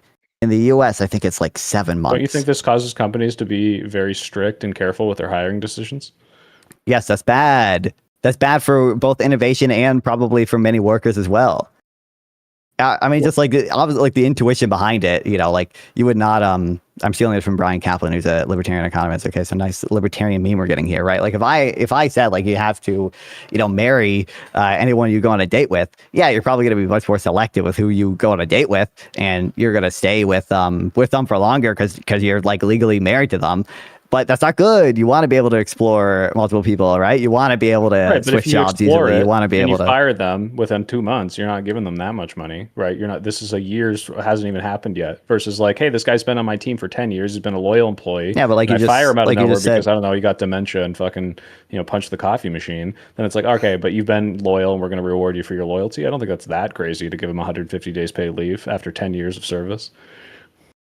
Well, I think in comparison, I don't know. It strikes me as crazy the amount to which that they are entitled to, especially when that's again for someone who is dismissed for like fair business reasons, and that's again. Employers can't even choose who they fire. They have to rank employees by age, years of service, family maintenance obligations, degrees of disabilities, and then they have to prioritize dismissing the ones with the weakest like claim to the job. Disabled employees can only be dismissed with the approval of a specific integration office. Workers who are caregivers for other people cannot be dismissed at all for up to 2 years after they tell their bosses that cannot be dismissed for up to 2 years after they tell their bosses they fulfill that role.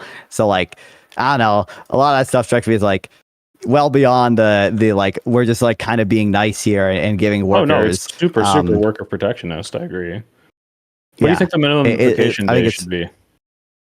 The minimum, like mandated? Yeah.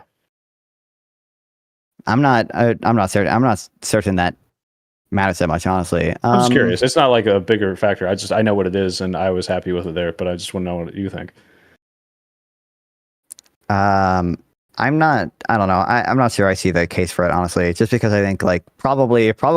So employers have an incentive to. Employers care about the total cost of hiring an employee, right? They don't really care whether or not they're giving benefits to people in health insurance or in wages or in they care about car or whatever. Days because that's expected value you're not getting because those people are not going to be at work. Well, yeah. So that's a cost to the employer, right? And I think the employer has an incentive to hire workers for as little as possible, and that includes essentially meeting the workers' preferences for how much they value vacation days versus how much they value health insurance or regular wages or whatever other company perks. So I don't know. I'm honestly not sure like vacation days is particularly important. I think employers probably have a big enough incentive to give their employees vacation days if they would rather have vacation days than higher wages.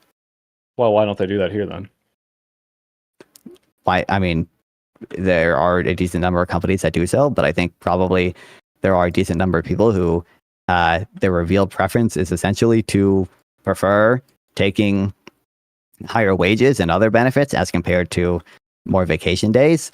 I think if you just look at the number of hours people spend in leisure generally, that is higher in America. I'm not certain if you look at because they're not mandated, because people can't afford to go on vacation as much, and they take the higher wages so they can keep surviving. And they're like, I'd rather have the higher wage, but it's not like they're giving up vacation days for the higher wages. It's because the government doesn't say you have to give a certain amount, and a lot of companies just say fuck you, you get the bare minimum. Or if they're a tech company, they say unlimited, which really just means not that much, because we are allowed to say no to you at any time. Well, no, but you understand, like for employer side payroll tax, like it's not like, really the corporation paying that tax, right? That is money taken out of wages essentially, because exactly.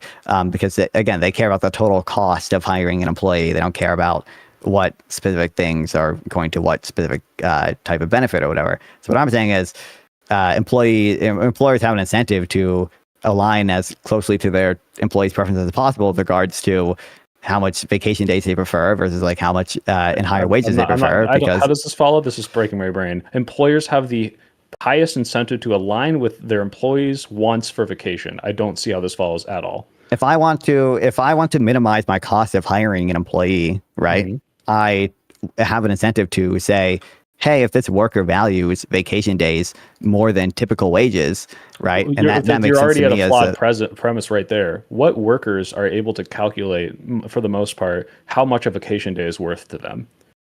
They just like. I don't think vacation. They need to like they're not, sit down and do the math, right? They're not putting a dollar amount on the day of a vacation day. So when you hear, I get 30 days vacation at this company, awesome.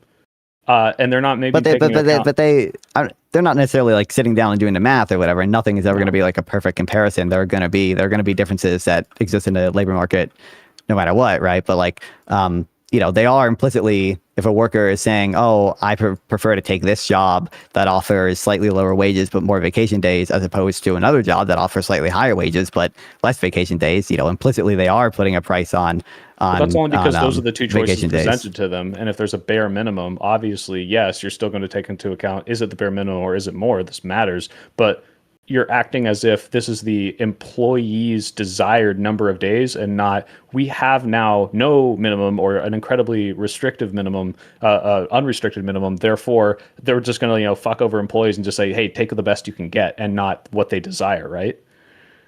Sure. Well, obviously, every employee is not going to get literally their ideal amount of vacation days, right? Probably most don't get like literally their ideal amount, because there's probably just too much like transaction costs involved in sorting that out, and then obviously many workers do have to take what's given to them to some degree, right? But I think the types of jobs where most people are likely to do that, probably. In my experience, there's never this like negotiation and trade-off of wages and vacation days, because either there's this implicit understanding of you get vacation whenever I want you to have it, which is maybe never, if it's an unlimited kind where it's like, okay, maybe we'll give you a week or so, or it's here's the bare minimum, you can take them when you want them, and this is no bearing on whether or not you're able to negotiate your salary. Like, to me, these things are almost completely uncorrelated. But that's just my experience too. Maybe there's more I think, like macro level studies on this. Well, I think individual workers are probably, for the most part, you're right, like not literally negotiating with employers for their exact amount of vacation days, or like for much at all in at least the lower end type of jobs or whatever. But they do have some amount of choice in the labor market, and employers will compete on the best deal that they could offer to employees. And given that employers have an incentive to minimize the cost of hiring workers, the total cost of hiring workers, I don't see why, like, more broadly, you wouldn't expect the amount of vacation days they offer compared to the alternative of higher wages that they offer to not align with what is close to like the median worker's preference there. I think, I don't know, this is now I'm starting to feel like libertarian brain rot, where it's like, yeah, maybe in a vacuum, but this is not how like the competition of the labor market works right now. It's like so many people have so few choices. It's just so many people are just taking what they can get, that there's not this like vacation incentive. Obviously salary incentives are going to play a huge factor in that, but I don't see like, I don't know, maybe I'm just bad at winning jobs and I hear bad stories, but I'm not seeing these people like really getting out-competed into their idealistic vacation scenario. So many of the options are either, we tell you what the fuck we're going to do, or it's just, I'll take what I can get. So this idea of like idealism seems to conflict with the fact that they even... the fact that companies have like a decent amount of differing. I mean, it's obviously fast food jobs are not going to compete heavily on this, right? And it's not going to apply to the same extent. But like, a decent number of jobs at the mid to higher end like have fairly differing options in how many vacation days you get and how high your wages are. I think that is all evidence of them competing on, the benefits they give employees. If they, wasn't that much competition in the labor market or whatever, you would kind of expect to see them all kind of either explicitly or implicitly collude on those things and have very similar offerings. There's kind of a race to the bottom instead of a race to the top, where because people need to be more choosy with their jobs and it's a shitty economy, there's not as many people being like, oh, like I have my 6 jobs I'm picking from. I'm going to pick the one with the best benefits and the best salary. I have 2, maybe 1 things open to me, and I'm going to take what I can get. And if there's no minimum, then the level of like where this is negotiated, the spectrum on which this falls is going to just shoot way lower than I think what most people want, which is why Germany has that minimum. But I'm just not sure. Like, I understand, obviously, the workers are constrained, right? Like, it is true, they don't have infinite choice or anything. But I'm just not sure, like, why on the broader aggregate level, like, I would expect employers to, like, systematically fail at delivering close to what the sort of.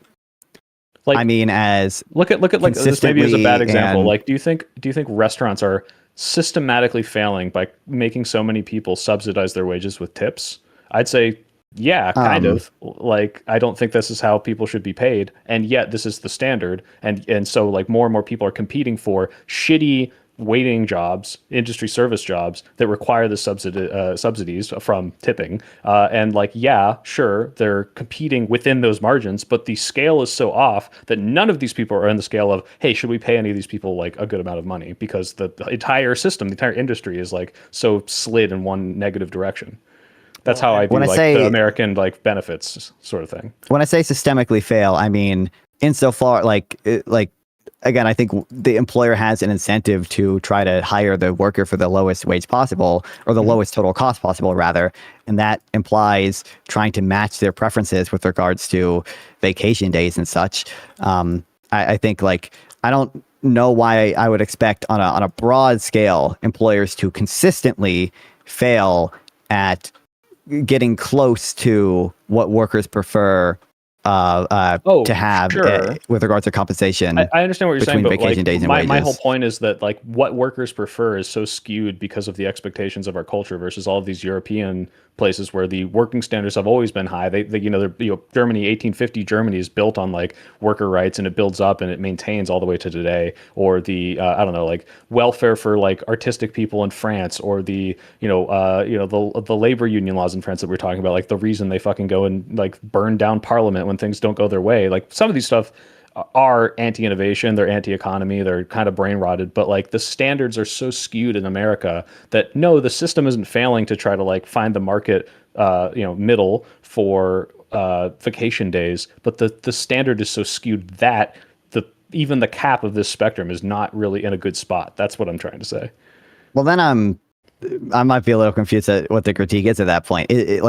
So I don't think insofar as like our culture or whatever in our history influences what workers prefer, that we can then say like the government kind of ought to enforce what we think they should prefer in them. Like, so you can imagine, like, let's just imagine someone who, for whatever reason, for all the fucked up American history reasons or whatever, like just like really prefers wages to vacation days. Like they hate vacation. Let's make it easier. Harry Potter, you know how all the elves like being slaves? They love it. I have not watched Harry Potter, elves, and all of the house elves don't want to be free. They love being slaves. I don't know what this says about the author, but this is the conception. Okay, they don't want wages. They do not want to be paid. Should we pay them? I mean, if like truly their pleasure is maximized by not being paid, then probably not. But what if the only thing keeping them from that is that they don't know that it could be better? It's just what they know. It's the system they've lived in. It's the culture they've grown up in.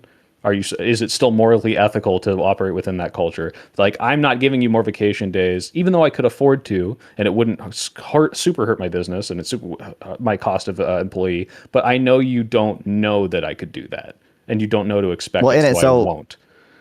in a hypothetical, if like I know for certain that they would actually prefer this thing, it's just that, as of right now, they don't know that they would actually prefer that thing. In that hypothetical, I would, be okay with mandating whatever or telling them whatever and to so get them in the information. reality But in the absolutely people want more vacation, then it's right?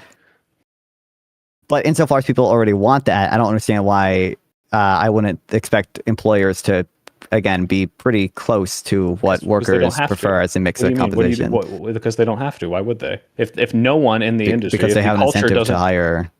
So what? People are gonna get the job they want with a good salary, and if the employee says fuck you, or employer says fuck you, like, this is the standard, I'm not giving more than that, they're still gonna take the job. And so the idea that like, oh, this is landing in some ideal and I'm expecting them to shoot correctly, I just don't understand. When we can clearly look at countries, and it's not like these are different species, these people are much happier with more vacation days. Why is it that you just expect, well, no, it's actually like really what people want is over here, or what my framing, which is the expectations are set so short that the employers are allowed to negotiate at such a lower level on that spectrum. They don't even have to offer the bigger thing, and people take what they can get. This is the entire system. So there's not enough competition. Maybe there's some employer out there that's like actually granting people unlimited days, and they're fucking killing it. I don't know how Costco works, but they seem to like employ shit on people and pay them really well. But like, why is it that just because people can negotiate, and just because there is some sort of ideal that is below the median in my opinion, that this means it's doing well if the expectations are so short of what they could be, what we see everywhere else? Okay, so I think because the incentives in line in such a way that the optimal strategy is likely to be sort of matching what employers or employees want with regards to the mix of compensation between wages and non-wage benefits, I would expect the dominant strategy, what actually dominates, to be pretty close to matching employees where they're at with that, right? So I think why would you expect this?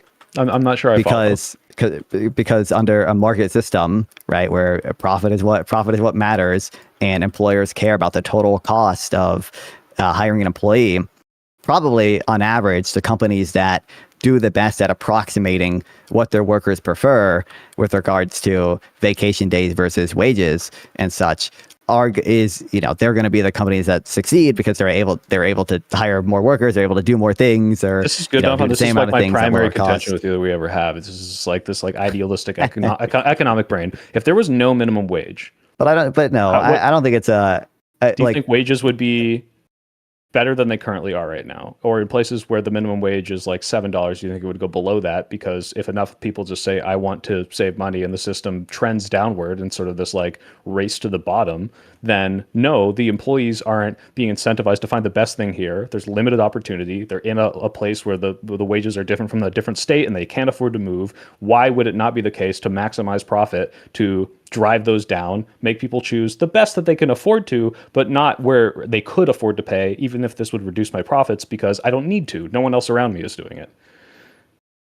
I might have lost track there. I was a little verbose, but I'm saying, let's say there's no minimum wage. There's no minimum wage, okay? Mm-hmm. We get rid of it. And then somewhere where it's $7, now a bunch of like the companies there are like, well, hold on, there's no law mandating that I have at least the minimum here. So I'm going to start, like exploring below that. And so everyone starts doing this because it's more profitable. This is what the market incentivizes these companies to do. It's like, hey, like if I don't have, but that would probably require some type of explicit or implicit collusion. Because everyone's incentivized to save the money, right? So why wouldn't they all start? But if they act collectively, that's true. But if they're acting as individuals, which is more likely to be the case generally, then on an individual level, they have an incentive to hire the worker for still as low as possible, but more than what the other firms are, because they would rather, if they are truly competing for laborers, they would rather have that worker and pay them closer to what they're worth, closer to their margin of productivity. Competition and perfect choice between all these people. No. If you had the immediate ability to teleport anywhere, you're talking about this DoorDash example, right? Like, if you can switch. That doesn't require perfect competition. That requires some amount of competition, but it does not at all require perfect competition for firms to still have to compete for laborers. But the idea that the laborers will definitely go where they're paid the most, right? Well, what if the incentive of the profit motive, where it's like, hey, I'm going to save money and be able to outcompete you. I have enough people that will come work for me that by saving all this money, by lowering the wages, I'm going to drive you out of business. And so you now have to compete with me, not on trying to acquire the employees, but trying to be more profitable than me. And I'm going to drive my wages down. And we're going to have a race to some like weird middle that's like $4 below minimum wage. Like, why is that so unbelievable? Oh, you're muted, Nonfon. Oh, you're muted. Sorry, I was responding to a donation. I didn't know I was muted. That I'm not denying that is possible, and there are probably like local labor markets where something like that has happened / is happening. But I think even in the case of imperfect competition, or even in the case of you wouldn't really have monopolistic competition in the labor market in the sense of how economists use the term monopolistic. But you don't need like genuinely perfect information. You don't need like genuinely perfect strategy for the sort of surviving firms or to end up paying workers close to what they are worth, or paying workers in the best mix of non-wage benefits and well, maybe we can cut to the chase. Pure Why wages. Why should there be a hold minimum on, wage? Or do you not think there should be? I think there probably should be. But before we get to I just want to... Okay, sure, yeah, finish. Do you think, I wish I had more of these models, like, kind of more clearly, like, memorized or whatever. But, like, even if, in a free market system, even if every action is taken purely by, either random chance or by just imitating what others do, they tend towards the efficient outcome because the market kind of operates as like a selection mechanism where it kind of selects for the firms that are making like the right decision, insofar as the right decision is what like maximizes their profit, and or overall it's maximizing consumer producer surplus, total surplus. So even if employers are like making collusion could influence this to some degree, I acknowledge that, but like if employers are making like and employees too are making uninformed decisions to some degree, maybe even like irrational decisions about what type of compensation to take or how much to pay their employees, still you would expect a million the other sort of factors that could be involved. Sure, but you have to move to reach this job with better vacation pay.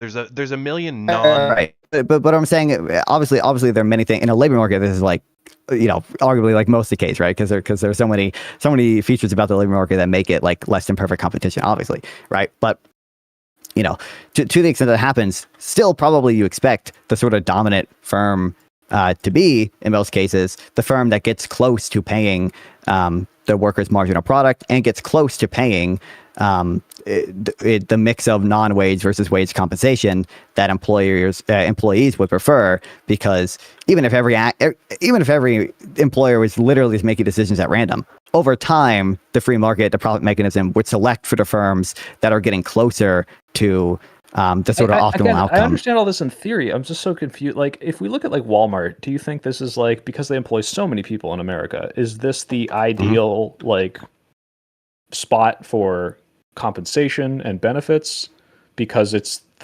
one of the best performing? I'm certain it's not like literally ideal, and Walmart probably because there is not perfect information in the labor market. There is transaction cost. Walmart is like it's not like ever like literally perfect competition in the technical textbook, very basic sense. Although there are models of perfect competition with like only two firms, but regardless, requires like a number of firms approaching infinity, right? And obviously that's not like literally possible, right? But I'm sure with Walmart specifically, one, they probably operate in like rural areas where there aren't many employers, so they might have more market power in those areas. And then two, because they are so big, they probably have some company-wide policies that are not going to be the optimal mix for every like local area they operate in. So I'm sure those are factors that constrain exactly how optimal it is. But like generally, insofar as the sort of dominant market strategy overall is to, hire the most workers at the lowest cost, or really hire the most, employ the most efficient mix of labor and capital at the lowest cost, and try to push some of those savings onto consumers and grow your company over time. Walmart probably pretty closely approximates what people at the wage level that Walmart hires, their preferred mix of wage versus non-wage compensation. Do you think, so, again, you understand this economic stuff way better than me. You spent all day on it, but it just rings so hollow to me when you can look at a company like Walmart and say, this is really close to the ideal of what should be given to the employees. When I know for a fact these employees are abused to shit, they can't afford stuff. They're like sometimes working 2 jobs. They don't get good benefits. They have no protections. But that's so different much than- so that like in Germany, Walmart just failed. And like, yeah, because their protections are really strict, but it's like, hey, if you're going to treat people like this, you're not allowed to operate here because this is going to harm them materially and their lives. And to look at this and be like, well, this is ideal because this is where they have to settle. You have a company big enough that they're able to employ entire towns, that there isn't a lot of competition. Like, I just don't understand like why then this is what we should be okay with or striving towards. I know I'm diving into like populist brain rot, but please explain. Yeah, with regards to like vacation days specifically, I think like the case you would have to make for them, I mean, there might be some other things I'm not seeing here or whatever, is that, you know, for like workers are currently either not choosing the best option for them or are constrained in some, because again, workers generally are going to prefer firms that give them the best mix of, you know, wages versus you know, you can imagine someone who just like really, really fucking loves wages. They hate vacation. They never want to go on vacation. Insofar as we're given we're giving a policy that, you know, mandates vacation days. This worker is going to lose out on some amount of like wages for vacation days they don't want, right? You know, absent the government regulation, they would probably prefer to take a job because they have to that choose. Right, absent the government regulation. Well, yeah, but I'm saying you understand how the government regulation to them is a cost because they can't meet their preferences because the government is mandating preferences on them, essentially, right? Mm-hmm. Yeah. So I think the case you would have to make for vacation days is that there's more people who, for some reason, are either taking jobs that don't meet their preferences or are like making a decision that actually is not rational. They actually, you know, if they had the information or whatever, would prefer more vacation days as compared to more wages. You have to make the case that the amount of welfare gains to those people would outweigh the welfare losses to people who would be losing out because of the out of vacation days to potentially the people who probably the vacation days mandate would not affect like hiring that much, but to let's some just degree, say, the people like who the idea that like, well, if we add too many vacation days, days, we might hurt the people who want to work more and get higher wages. Like this rings so hollow to me. Like it's like, okay, obviously more people would be happier with time off from work. This is just intuitive, and maybe I'm stupid for saying it. Maybe there's a study. Well, but like I think that like that can be a real gain, obviously. But I think that fits into, again, the kind of more specific claim that I think you probably have to make is that the welfare gain to people who are for some reason making the wrong decision or making an irrational decision is greater for some than the reason welfare or loss to irrational. people. Like we both acknowledge they are constrained. People don't have perfect information, and sometimes like they can't choose something better. And the idea that like, well, all of these people have this perfect amount of information and are choosing the best paying. No, but I've never, but like I've just like never claimed that. I just think like well, generally the but I'm saying that just never happens. Be... So it's like it's not like, oh, for some reason it's irrational. But you don't like, need, you know, again, you barely even need like rational actors. You don't need perfect information or whatever. Their mechanism by which this free market generally selects for essentially every, you know, factor getting the sort of appropriate payment, well, appropriate by, you know, capitalist metrics of appropriate, the appropriate payment to it, just because like there's selection mechanisms. So even if actions are taken at random, you can still expect good outcomes over the long run, right? Or, you know, even if they're taken by just I feel like we could have a whole. I see a hand up. We could have hours of this. And just so you know, chat, Nonfon's not a libertarian. Just so you know, he's a liberal. He's a neolib. Okay, so. This has been an interesting conversation. I didn't want to interrupt it, but we do have other segments, and it would be nice to tie a bow on this. So if either of you have any final thoughts on labor protections, and by the way, I'll just say we've got Magnus, an actual German in our community. He's been listening to this show, and so I can imagine he's overjoyed to hear all of this discussion about his home country. Homeland spoken of so fondly. He might even call into the show. I see him in the waiting room. We'll have to hopefully talk to him later. We'll decide if he can be good. well, we'll see. We'll see. He can be. He can say some things for sure. Final you know, thoughts on there labor was protection? this there was this German girl that I used to exchange nudes with a bit, and she found out of my takes on German labor laws, and she said, "I don't know if I can morally justify sending nudes to someone who doesn't support the workers." So that's a shame. you know, it's over. It's over. She's single. You'll have I probably, I believe so. gonna Hope try so. and move in on that soy pill. No. Meanwhile, Nonfon, hopefully you can find somebody who is lascivious enough to trade nudes, who is just as passionate about moderate Keeping the working economics man as you down. are. Indeed. One day. Yes, exactly. One day.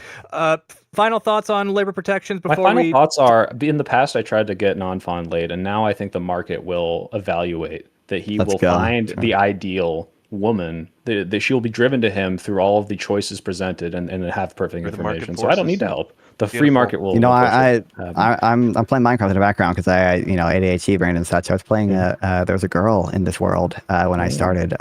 She left because it's late by now. I think so, fairly, yeah. Regardless. Yeah, she's got all the right cubes in all the right places. You know. Exactly. Let's go. Final. This is a little bit of middle ground. Okay, there is probably the world equilibrium that maximizes total welfare is having some mix of like cutthroat capitalist countries that are like America and do all the epic innovation and fire all the workers all the time, do all the layoffs, right? Do all that type of stuff.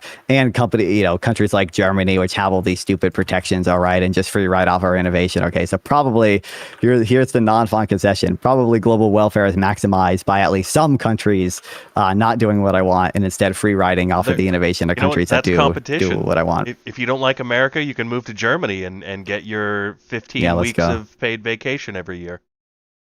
Glorious. Yeah. Well, perhaps that's the messaging that the Democrats should be running on in 2020. Move to Germany. Indeed.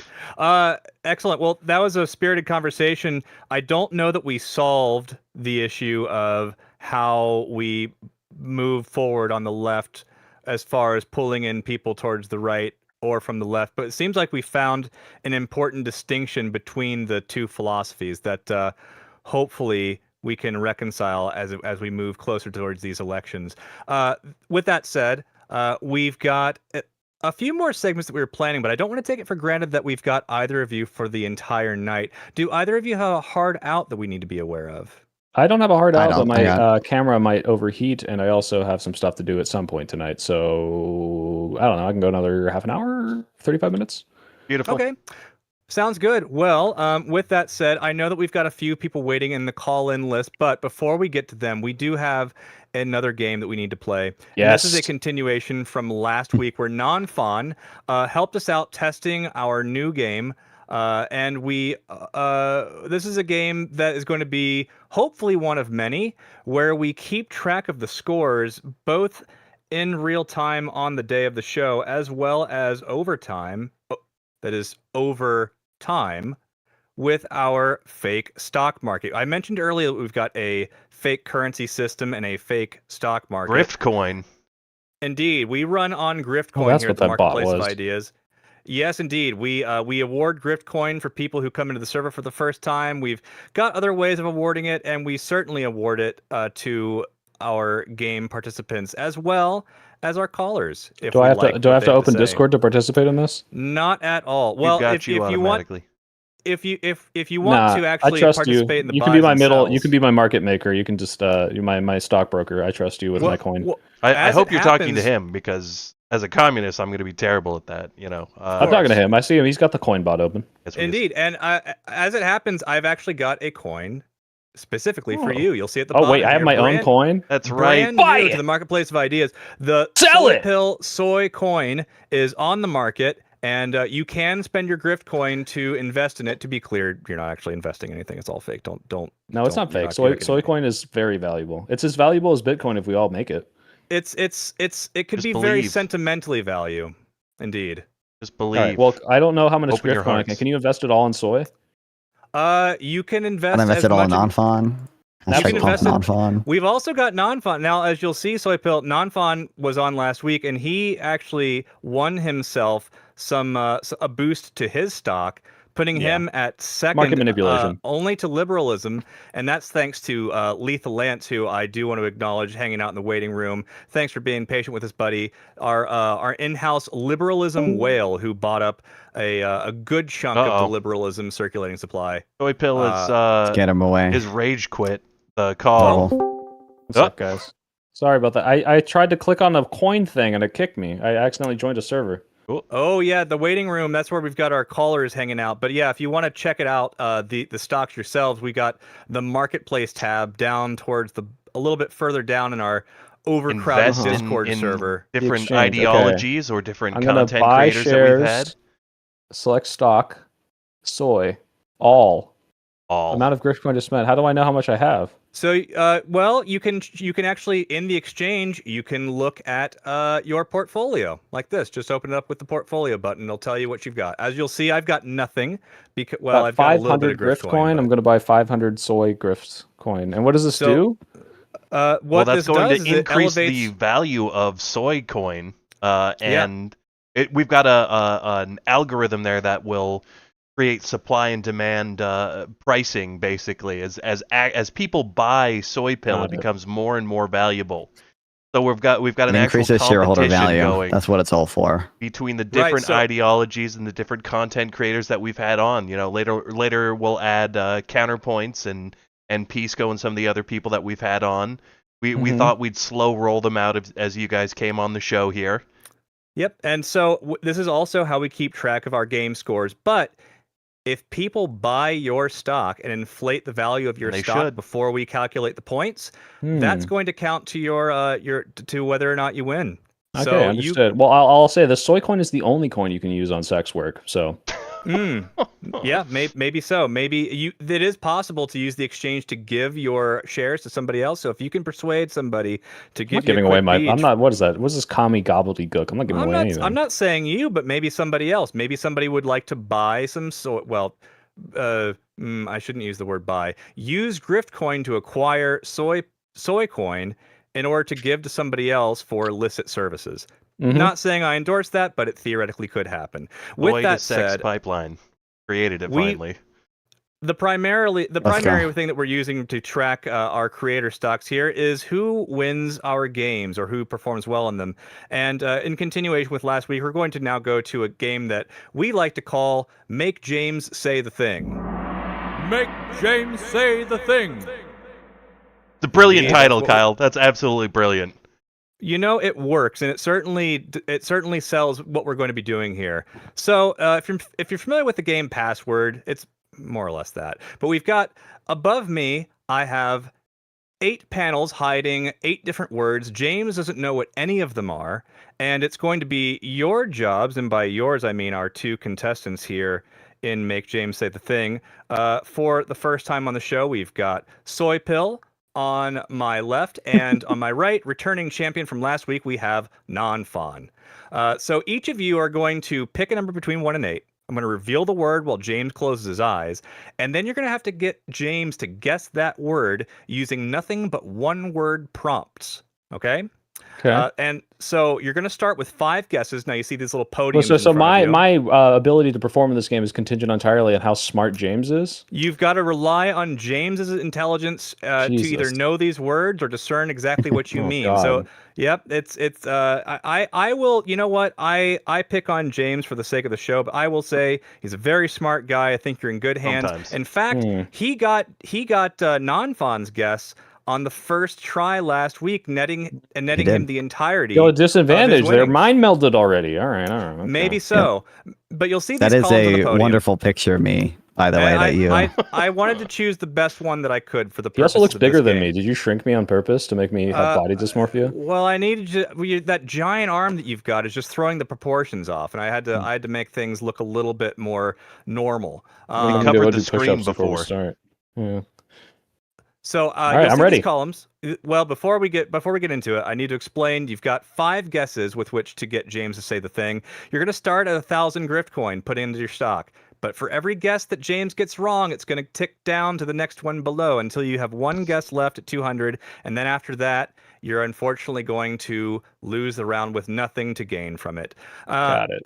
quick note on this: Nonfon was kind enough to help us test this game, and we awarded him with an amount of grift coin that was entirely too much, and we had to engage the regulatory 1984. body of you can have your criticisms for sure. It was a hard decision that was not come to lightly. The regulatory body had to rescind some of those winnings for the health of the market long term.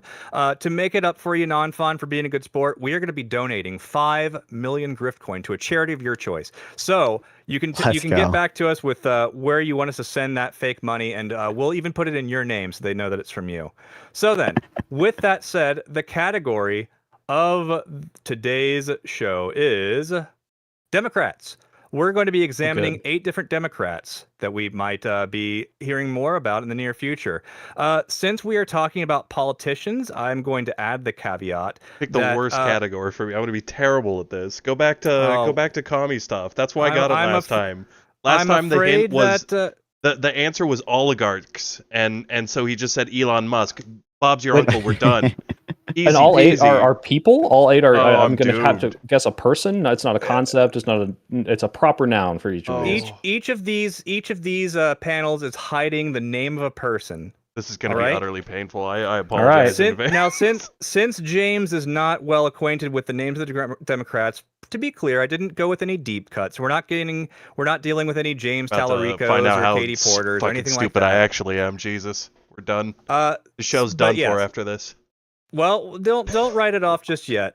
With that said, Nonfon, as our returning champion, I'm gonna allow you to go first. So if you could please pick a number between 1 and 8. I'll do 6. Okay. All right, James, I'm gonna ask that you avert your eyes for a moment. I'll let you know when you can open them back up. Let me know when you're good. We're good. Gun closed? Okay. Here is the name that you have to make James say. Got it, Nonfon? All right. Yeah. Okay, the panel has been closed once again. James, you can open your eyes, and Nonfon, we're starting you out at the top of the column. Go ahead and give your first prompt. Oh boy. There's some things that if James knows, he could get this if I said some things, but I don't know what he knows. Well, you don't want to know what James so knows. if you can attempt to appeal to that sensibility, you might have a leg up. Assume not much, and you might be close. I'm not certain he's gonna get this. I'm gonna go with. I'm just gonna say 25. What? You don't get that toy, Phil? Oh, no, I don't even get that. Oh no. It's Jover for you, dude. Well, James, give your best guess. Oh my god. 25. What do we have 25 of for him? Did this person get elected when they were 25 or Well, you can't answer the questions. 25th president? Probably not. No Googling either. I can't Google up because I just don't want to be that embarrassed, but we haven't typed anything in yet. God. You guys are getting no points today, gentlemen. 25. We'll just go because what do we do here? We say a name, James. You gotta pick somebody. Let's go with John Ossoff because we're just doing last names. No. That is going to take us down to the 800 mark. Nonfon, give us another prompt. One word, please. Fucking hell. Fucking hell. You're not reading my chat, right? No, I don't have it pulled up. Don't read my chat. You could have gotten with that if you knew, if you were in the know. There's other words I'm thinking of that if you're in the know, you could get, but I think they're gonna be, I just think they're gonna be too vague to immediately recognize. I don't know. Oh, my chat's explaining your clue. I think you're like 3 layers deep, bro. That's wild. It was like mentioned earlier. I thought maybe regardless. I'm gonna go with cycle and hope that you understand what I'm. Okay. Cycle. Okay, James, what have you got for us? Say cycle or recycle? Cycle. Uh,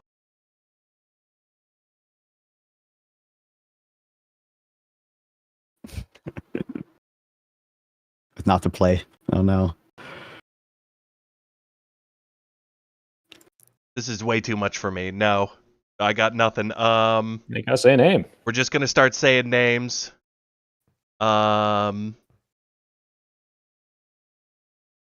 Chapingro's right. We do need a timer. We do need a we gotta timer, put- yeah, we especially got to for put me. the pressure on. I'm just gonna start making TikTok noises in the background so that everybody gets stressed out. We'll just say Biden so that we can move to the next hint. We'll just move Well, to That the was next a hint. good guess. Joe Biden rode a bicycle once. He- In fact, he he famously did. fell there we over That's on true. one. That's Couple true. times. Fell But that off is the going to cycle. move you down to 600. Nonfon, do you have another prompt that you can get James to say the thing? Oh boy, I got it. I should probably stop risking it with the references. You Yeah, don't may go or for it all may at not once. You get. got to try and get some points But- out of this. Don't go for the. Get the low hanging fruit. Just whatever, like, you know. What's the normie going to know about this person?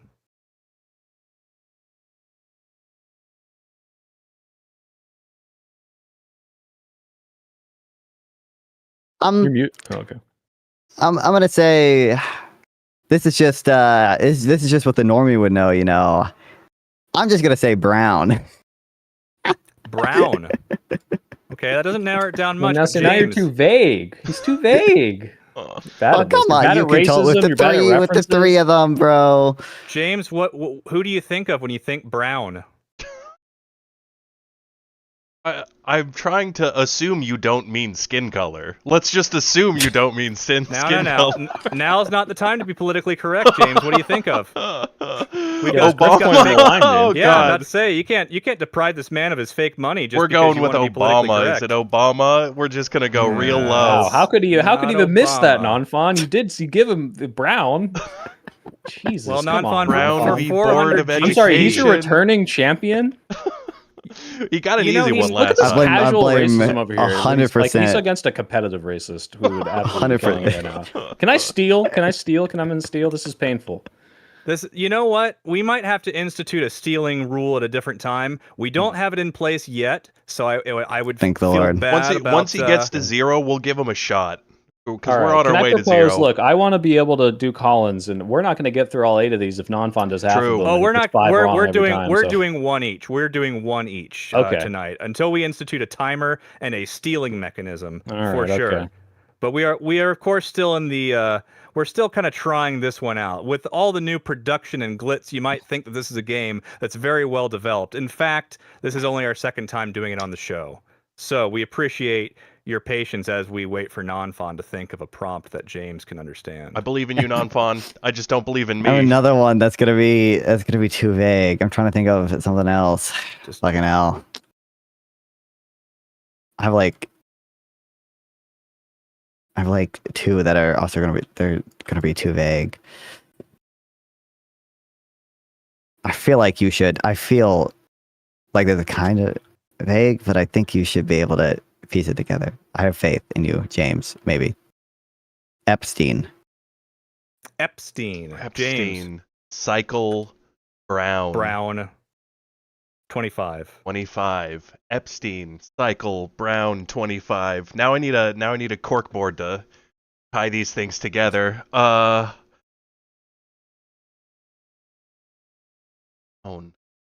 Epstein. Brown. I didn't get enough sleep from my brain to put these clues together. Oh, it's getting I'm sure it's getting embarrassingly easy if you know the answer. This is why commies have no power. They don't know anything about politics. Could be true. Clearly. Have we considered the possibility that James just does not know who this is? We have not. Maybe we probably not. have. I think that James might know who this is. James, who can you think of on the Democratic Party who might be brown and is at the very least associated with Epstein in some way. Might not be in the files. He might just be associated with him tertiarily in some manner. Oh, this is pain. I got nothing. I just did not get enough sleep to be good at this game right now. What do we got? Epstein. There's so many people on that list. It's easy to think about that, who it might be if you've got the answer. Is it the list? Is it the list itself, or is it just a politician who maybe talks about Epstein? Oh man, I better get this much fucking help. Oh god. Talks about Epstein. I don't know. Give us a name, James. Raskin. Name a Democrat, sir. For $1, name a Democrat. Raskin. Jamie Raskin. Jamie Raskin. It's not Jamie Raskin. Down That's to going to the take us down to the last final one. And I'm gonna. I know it's at the risk of some fake money, but I'm gonna ask you to keep it quick, because I don't want to keep Soy Pill long enough so that he This doesn't is get to do agony the other for me. things he wants to do. And we've got callers, and I guess I trailed off there. But yes, Nonfon, one last prompt from you. I don't, bro. If you're in the know, you can get it off of this, but you might not be in knower. But if I'm you gonna know say who Soy Jamie Pill. Raskin is. Come on. What was that prompt, Nonfon? My prompt is Soy Pill. That's not a terrible prompt. Soy Pill talk to Rokana? Oh! I should have fucking done that from the start, apparently. He got it. He got it. Oh my Okay, god. Final Nonfon. prompt. Oh my Nonfon. god. Indian? Hello? You did brown? I honestly did not know We could have been which more variation specific. he was off the top of my head for California, certain. So representative. But even I mean, even if he was like Pakistani or like anything else in that area, if you say Indian, he'll know. Explain Ew. cycle and 25 to me. the 25 with the $25 an hour minimum wage. Oh, that went at okay. least on I thought you my. were talking about at least on invoking my. the 25th Amendment. No, that was mentioned Yeah. earlier in the stream. I don't know if we mentioned There- Rokana when we talked there- about that, but we talked about that a little. There was an allusion to $25. Yeah, I didn't put that together myself. I would have gone with Epstein right away, and then. But you moved to- ran into the list problem because he's not on the list. I would have Right, guessed right. Clinton Yeah, if you told me he's- Epstein. Possibly. Yeah, that's an understandable bit of confusion there. But But Clinton- James, All right, let me knock it out of the park. Clinton's My not chat brown. wants 7. Easy peasy. My Here chat we wants go. 7.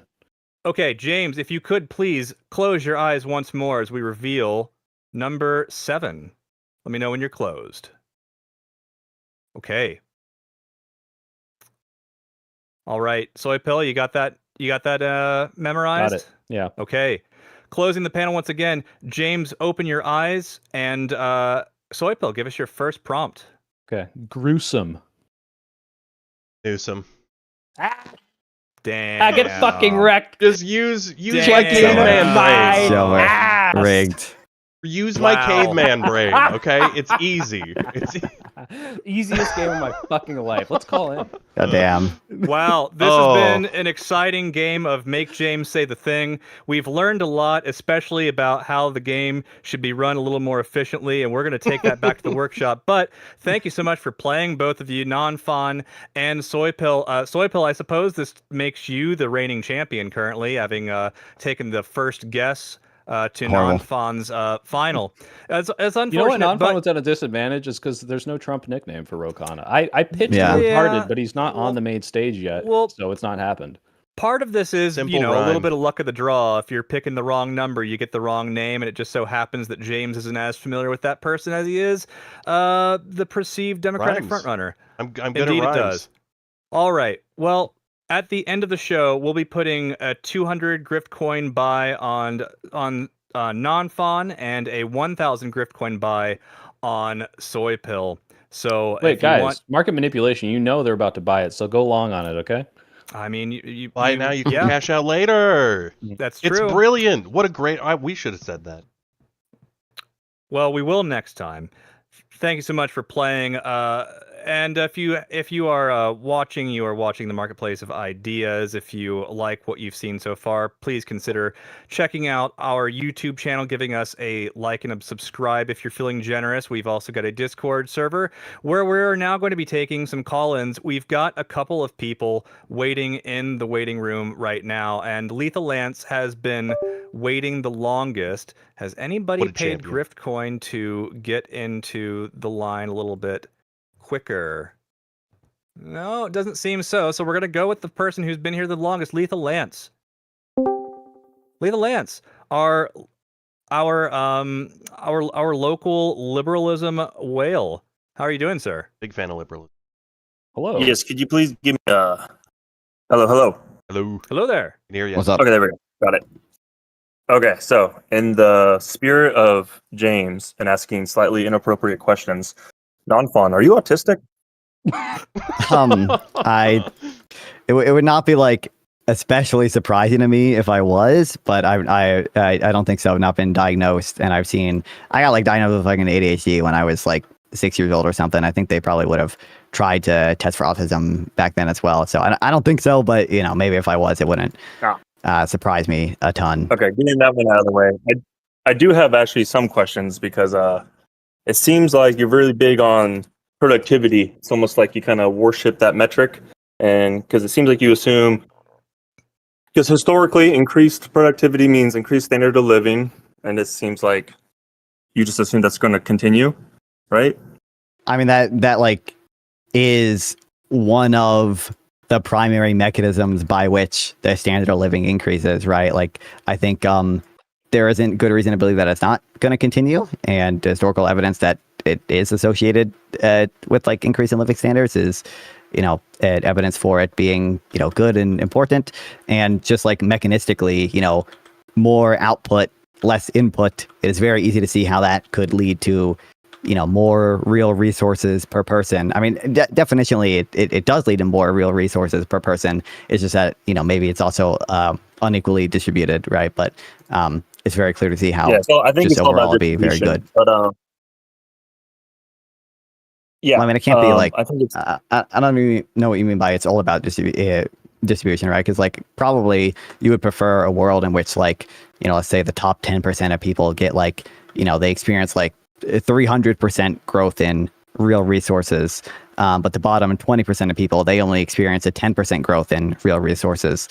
Probably still that world is preferable to a world where the bottom 20% get 0% growth in real resources and the top 10% only get 10% growth in real resources, right? Like probably the absolute standard of living there matters as well, right? Yeah, but I think we should also optimize for distribution when it seems you mainly are concerned with optimizing for just pure productivity growth. And I think it seems like you're okay with sacrificing workers' interest to maximize business interests in the name of market efficiency, and innovation was brought up a lot, because it's assumed I just care about like what's best overall, right? So like, I don't think like business interests is something that like is some cohesive, coherent thing that exists always at the antagonism of like workers' interests or whatever. Like I think, businesses, obviously to some degree the workers are better off for having a job there, right? Like there's, insofar as there's a competitive labor market, I think it's fair to say like employers are benefiting the workers of the firm to some degree, and I think they typically are doing types of innovation or types of whatever they're engaging in is probably helping consumers or other firms if there's some intermediary to some degree. Real quick, because you're saying I'm doing what's best overall, and I don't necessarily think you're being bad faith or lying when you say that, but I would ask you to reflect on what are you using to measure what is best and whether or not that's skewed by reading econ for 20 hours a day. And then look at other metrics as well. My ultimate metric, would just be like total utility, right? Like what is, ultimately just what gets the total amount of happiness, total amount of positive quality in the world higher. And I think that is like generally going to essentially proxy with things like long run productivity growth, with things like I think labor mobility and such are like instrumentally useful for that stuff. And I'm not sure, reading econ for 20 hours a day, I think like gives me a framework for thinking about some of these things that might be different than some other people, but I think it gives you, a better framework. I think it's better to try to analyze things with, with as much statistics as you can use, with as much like rigorous causal inference as you can use. I think probably that's, the better way to try to analyze these types of things that do involve genuine trade-offs. But you can conceive of a world where increased productivity doesn't necessarily increase standard of living. Is that like conceivable?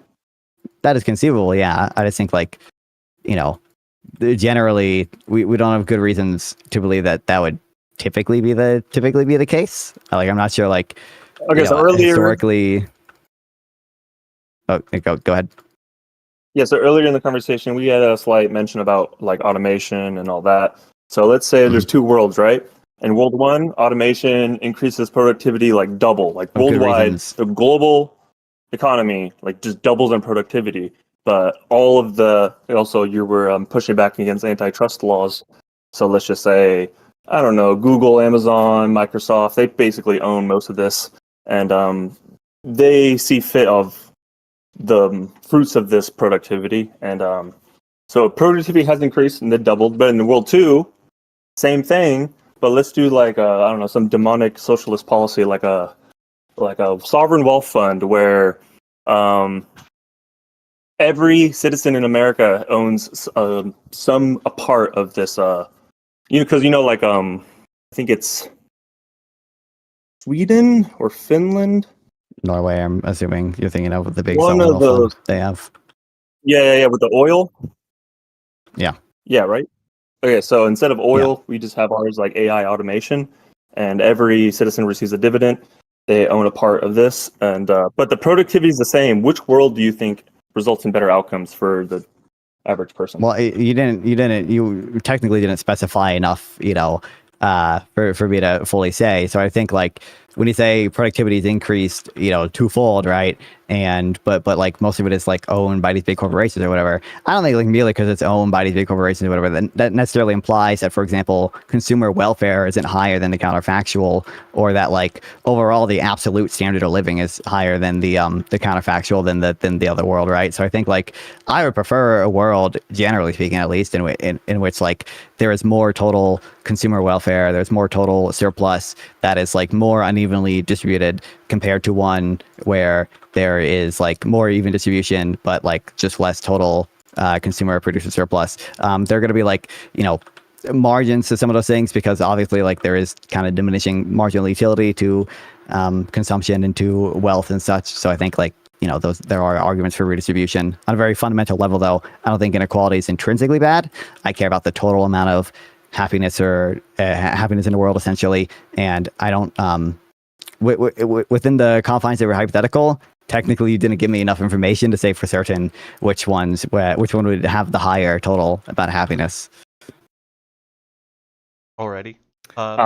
We should probably limit it because we're going towards the end of our time here tonight. Want to say any last words on that, Lee? Yeah, so my last words will be, everyone has been thinking, what is the perfect message and the perfect policy? Well, I have here to give the answer. The perfect message and the perfect policy are one of the same. And it's simply the only ideology that has been shown to overcome the oligarchy. Does anyone know what I'm talking about? I do, because we talked about it earlier. Nope. But you mean Yes. a Turn positive economic of the policy. century, progressivism. Oh my God, hella base.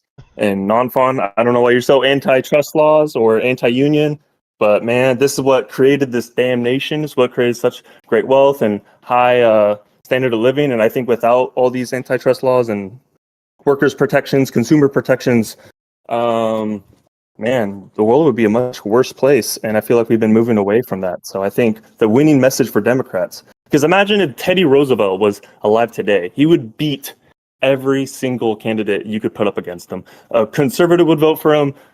A freaking leftist would vote for him because he's so pro-labor. And it's just, that's the winning message. So do you have anything to add to that? I don't know if I would vote for reincarnated Teddy Roosevelt. I have to look into his politics a little more. He wasn't so And Teddy the Roosevelt, means born by in which he was 1980, reincarnated. socialized in the modern society, so he's not as like old school I'm racist. He sorry. doesn't believe. I said I'd have to look into it. Not I'm going to listen to this man propagandize and lie about Teddy Roosevelt. Who knows Well, what he's a the great real? man. You have a political bias, sir. And I don't trust your intentions. I understand you got to get through caller, so like I'm not gonna be able to have a full debate with this dude or anything. If he wants to call into my stream afterwards, he can, because I'll still be streaming. If But you'll still be on, I'll just raid you on because I'm getting off soon. So hell yeah, based. I appreciate it. that I should do that. But just like one quick response to that or whatever. If you watch my comment on antitrust earlier, it's not me saying antitrust is intrinsically bad or whatever, or like I'm intrinsically against it or whatever. It was that the standards by which we judge many things today is not, I feel, the appropriate standard. I feel that they are too concerned with concentration as compared to consumer welfare. I feel that they define markets too narrowly and don't focus on sort of broader indications of competition that are more useful to focus on. There are certain things that to some degree, this is not like maybe as common now with Trump or whatever, but like I mentioned the just regressions that they use of HAI, which is to measure concentration on price to try to like prove any type of harm to consumers or whatever. I think that's just a totally incoherent, flawed method. And that was in my critiques of antitrust. I'm kind of ambiguous on the antitrust historically, how good or bad it was. I've not done a ton of reading into it. Well, that was. Can I have one sentence? My goodness, give a mouse a cookie. Fine, go ahead. One sentence. Okay. Here's why wealth concentration is inherently bad. All right, very wealth good. That was creates one concentrated sentence, influence. and, we are happy to have you here on the Marketplace of Ideas, Lethal Lancing. You asked for one sentence, and I gave it to you. But that sounded like you didn't ask for a colon in the period sentence, okay? Yeah. You can't give me a run on if we're giving you one sentence. But Lethal, we appreciate you calling in every time. We hope to explore this on a day where we hope we have a little more time. Gentlemen, when we have callers here in the Marketplace of Ideas, we like to award them with a certain amount of grift coin, somewhere in the 0 to 1,000, depending on how well you think you did. Nonfon and Soy Pill, between 0 and 1,000, how much grift coin should we give to Lethal for calling in today? Well, he's against Nonfon's ideology. I think he should have 1,000. Okay, that's one vote for 1,000. Nonfon?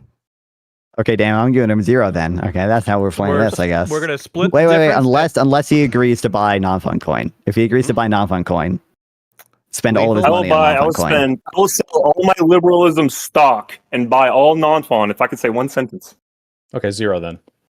All right, very well. Well, all right. Looks like we've awarded you no 0. Well, I'll tell you what. You're not getting the sentence, so we'll give you 5. We'll split the difference and give you 500. All right.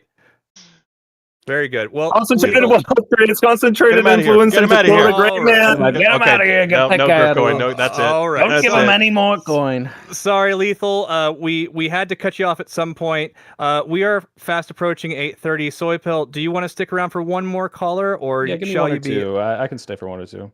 All right. Well, we appreciate it very much. And Magnus, our local German, has been waiting for almost as long as Lethal was, so I want to bring him in next. Oh. Magnus. Hallo, grüß Gott, servus.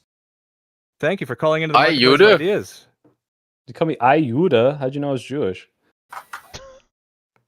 Gude. Oh, Gude. Okay, sorry. I just, we get this tingle, Sometimes we got to be careful.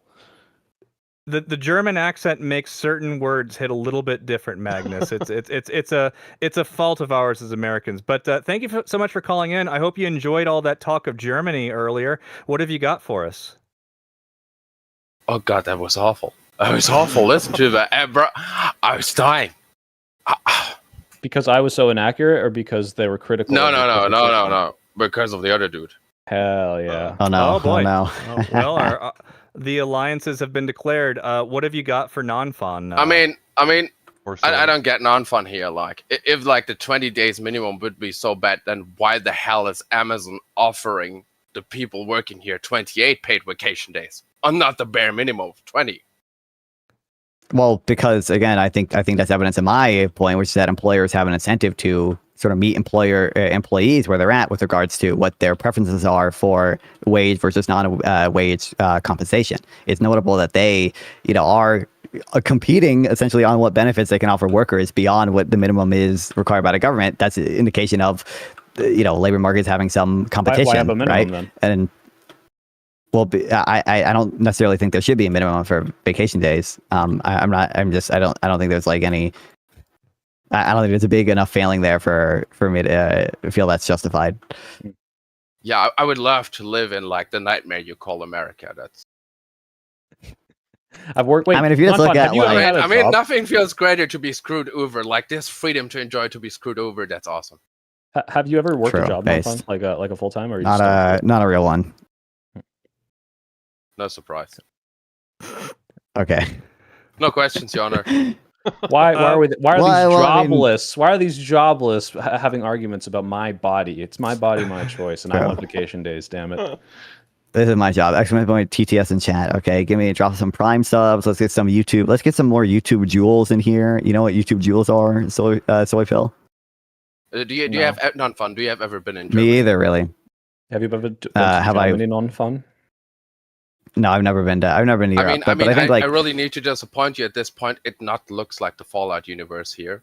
People are actually driving cars. And I don't think that's the case or anything. But I think it does seem to be. Oh, thanks for the for the 67 jewels, Dylan Thomas. I appreciate it. Our standard public health care. Yeah, but have you considered sure. But I think fund? if you look at cancer survival rates in Germany, right? Like the readmission rates after like strokes, those are lower in Germany as compared to the U.S., for example. I think there are benefits for people living in Germany. Like probably the bottom 20% of people are better off in Germany than they are in America. I think that's probably true. And I think there are certain things we should do in America. More of a metric for whether or not a society is good than if productivity is higher? I wouldn't 20% is doing. I wouldn't weight those intrinsically. I would say one of those is just I'm 100 not trillion certain. times better than the other one. If we had zero productivity and we never ever changed or invented everything, but the 20% was doing 500 times better, unless you could show me that in the next generation this if they were double or triple this standard of living, I'd say fuck it, let's stagnate. I don't give a fuck. We're just sure. I mean, keeping people in a better if spot. we're assuming the bottom 20% are doing a absurdly amount better off or whatever, then probably that would increase total welfare, right? Total happiness. I'd be in favor of that. It's just that it's kind of ambiguous to me, which necessarily is going to create more total net happiness there. At least you'd have to specify more. If the workers make more stuff, or if the people at the bottom 20% are dying and less and have more money. But you could obviously imagine the rest of the 80% of people have significant improvements in the quality of life, and there are. Would you live in that city where they have to torture the one kid, but everyone else is in a utopia? Absolutely, I'm not walking away from that shit. Okay, I am. Don't want to say that in Twitch, but I am. Be careful. I think that. I think that is well, I mean, I think it would be the moral thing to do to not I mean, if I'm the kid, I don't have a choice, right, or whatever, right? That's what a hypothetical. No, you're allowed to tell them to stop. I mean, I think emotionally, right? If I'm in pain or doing something I am forced to do, I would want to tell them to stop. But it's hard to. Here's the thing. I would have to be coming out and saying you are doing something wrong, even though you are doing what I would choose to do if I was under the veil of ignorance. If I didn't know who I was going to be in the situation, I would choose every time for them to do the bad thing, right? Or even if everyone in the town didn't know who they were going to be, right? They would all vote, right? Probably every single one of them would vote for let's torture this poor kid such that so the rest of us could have a utopia. They would all in expectation be better off from doing that. They would probably all vote for that, right? So going saying I'm made worse off, right? Oh yeah, sure, but last part of it. What if you knew you could get to the utopia, but it would take an extra 50 years? People would suffer on the way, but you can't torture the kid perpetually. What do you mean you can't what? Either you torture the kid perpetually, and you have it now, or you get it in 50 years, but on the way there, a lot of people die and suffer to get to this utopia in 50 years.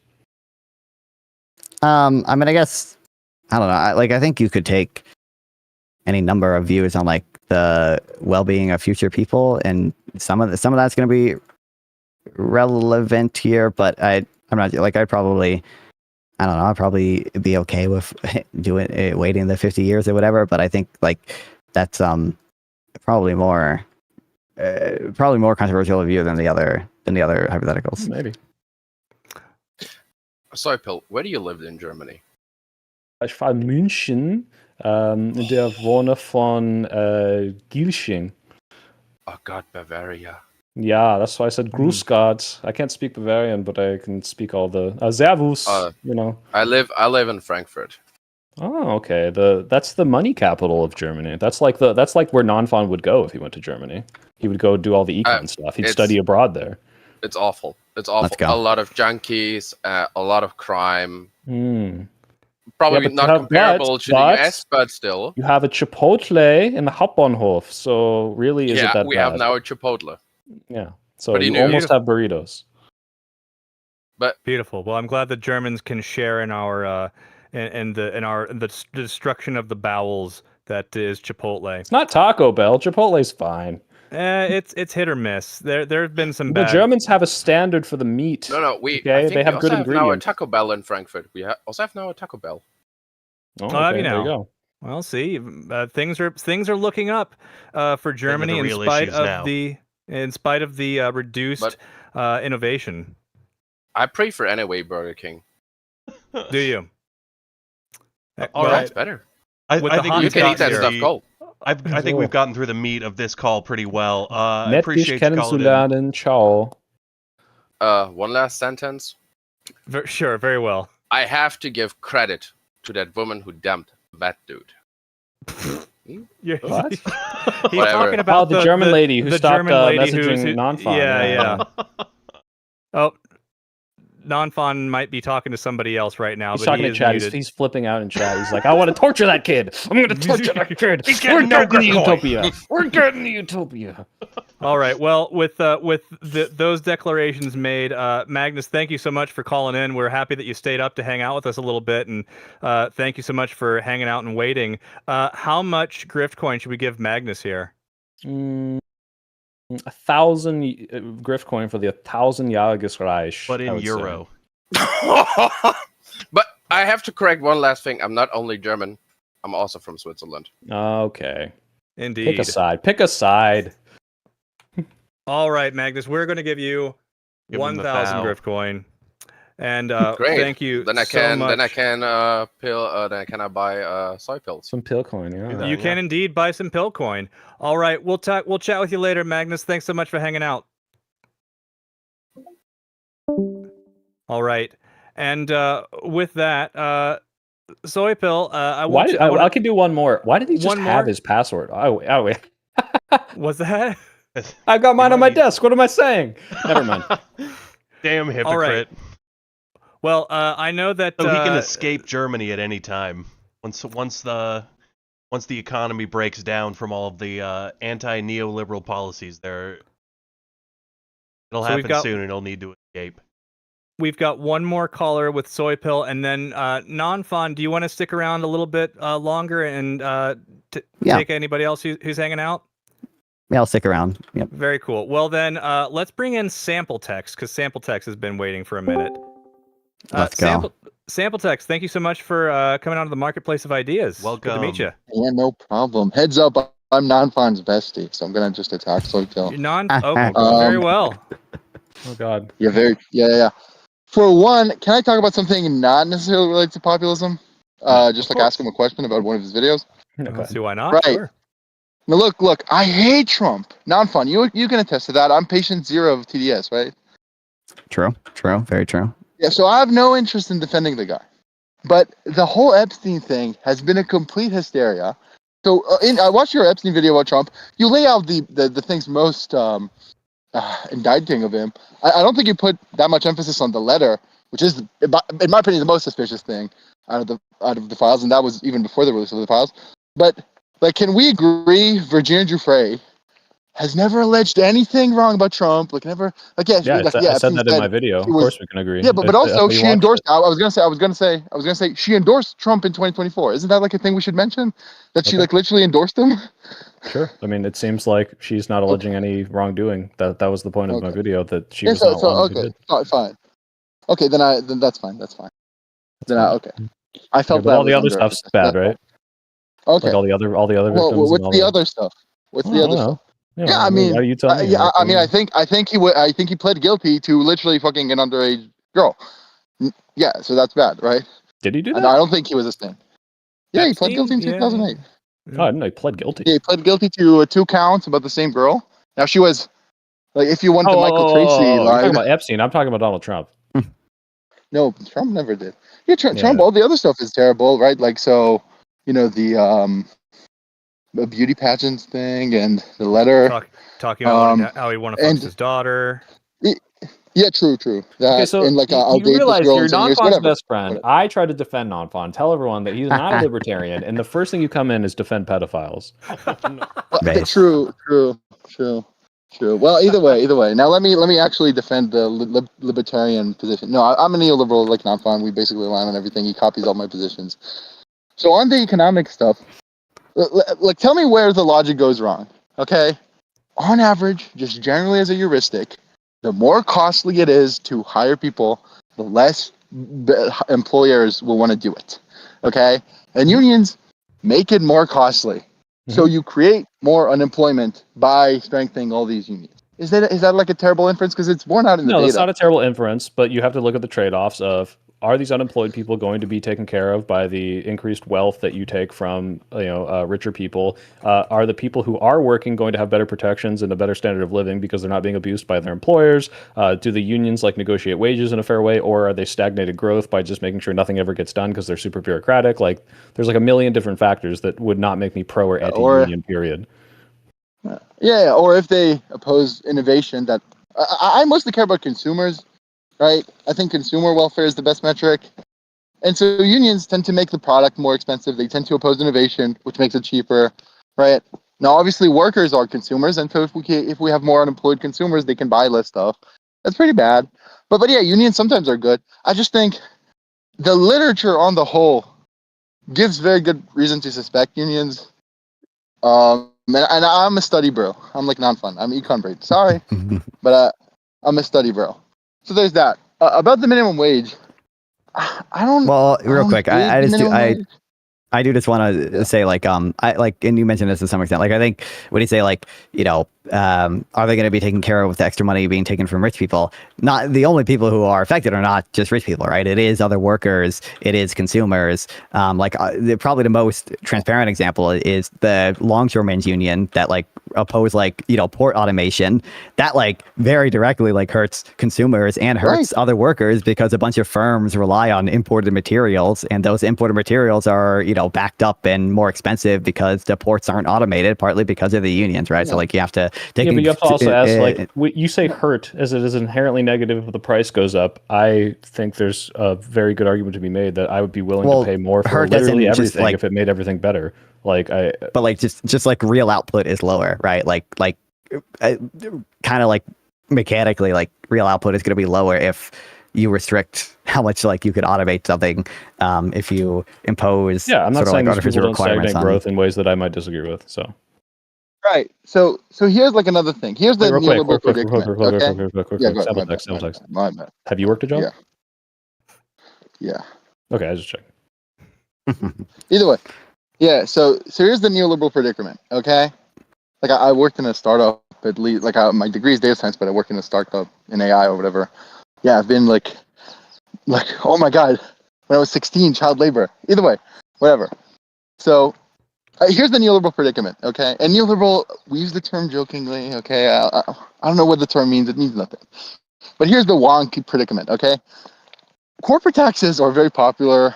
It's kind of, oh my God, corporate bad. We got to punish them. Let's do taxes. The problem is, the literature is pretty clear that it's spread kind of evenly between, the impact is spread pretty evenly between owners, consumers, and workers. So when you do that, you fuck over a lot of workers, you fuck over a lot of consumers. And no one seems to care. then you can do better policy. There are better policies. There are tweaks, very small tweaks you can do to the corporate tax to make it so much better. Everyone can look up destination-based cash flow tax. Shout out, okay, the tax. But look, you can do that, but that's so wonky. That's like not populist. That doesn't have the I'm angry and I want to do this appeal. So this is the predicament. You either have good policy, but like terrible messaging, or really good messaging but bad policy. So what in your opinion is like really good policy that has amazing messaging that we for some reason don't do? I don't know if I can think of an example of, wow, like this is kind of like the populist rhetoric where like everyone wants Medicare for all, and like if we just message it better, they'd all vote for it. Like I don't think that's the case. I think maybe there's a very good Medicare for all policy out there, and I think maybe they could message it better and then people would vote for it. But right now, I don't see the bill that is so perfect that everyone gets on board, or that it's flawed enough that people can message it that everyone votes for it. Like we're just not in that world right now. I don't know if I could give that to you. Yeah, right. And with Medicare for all, I want universal healthcare. I think the German model is pretty good. You lived in Germany, so it's pretty good. Yeah, basically what Pete Buttigieg said, right? Like Medicare for all who want it. Okay, you can. There's like a baseline. It's universal, but you can go to private insurers, and I think that's ideal, or close to ideal. But yeah, Medicare for all is by far more, like, I guess, rhetorically populist.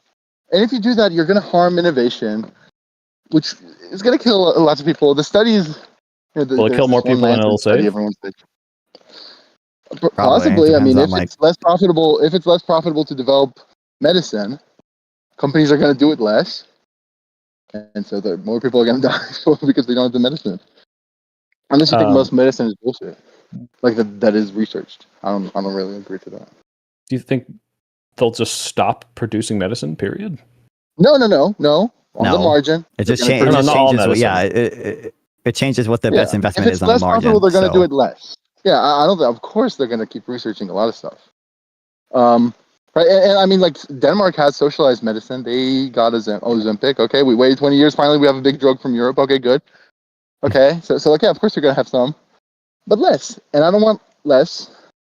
So like I said, I'm willing to stagnate growth for the fact that people can be better off today. I am disgusted by the decadence of wealth in this country and across the planet. So you're anti-climate change action? You're anti-climate change action, I take it.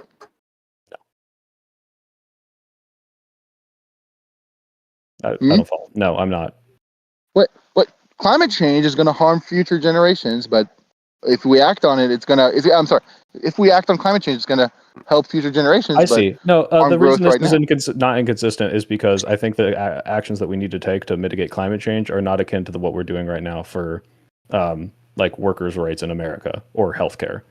It would be, in fact, now if you want to call me inconsistent, you could. I have said I have sympathies for the idea of like if we needed to do like an eco-fascism to stop the planet from exploding, maybe I'd be okay with it. But that would be a whole nother situation where I'd have to knowably see that everything was so bad that if we did not take immediate action now in like almost a dictator level, sweep, that millions, if not billions, of people would die. But that's a different story. Right. Yeah. Well, that funny you mentioned that.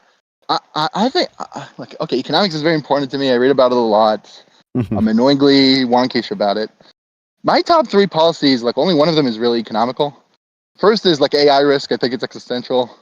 So yeah, I think pausing AI is like a really top priority. Even though it's going to, if it goes well, it's going to be like a super boom. It's very likely to go really bad. Whatever. Veganism, I'm sorry, cuck vegan, whatever. I think animal harm is really bad. But then the third one is housing. So housing. What if eating animals makes us more productive? Maybe.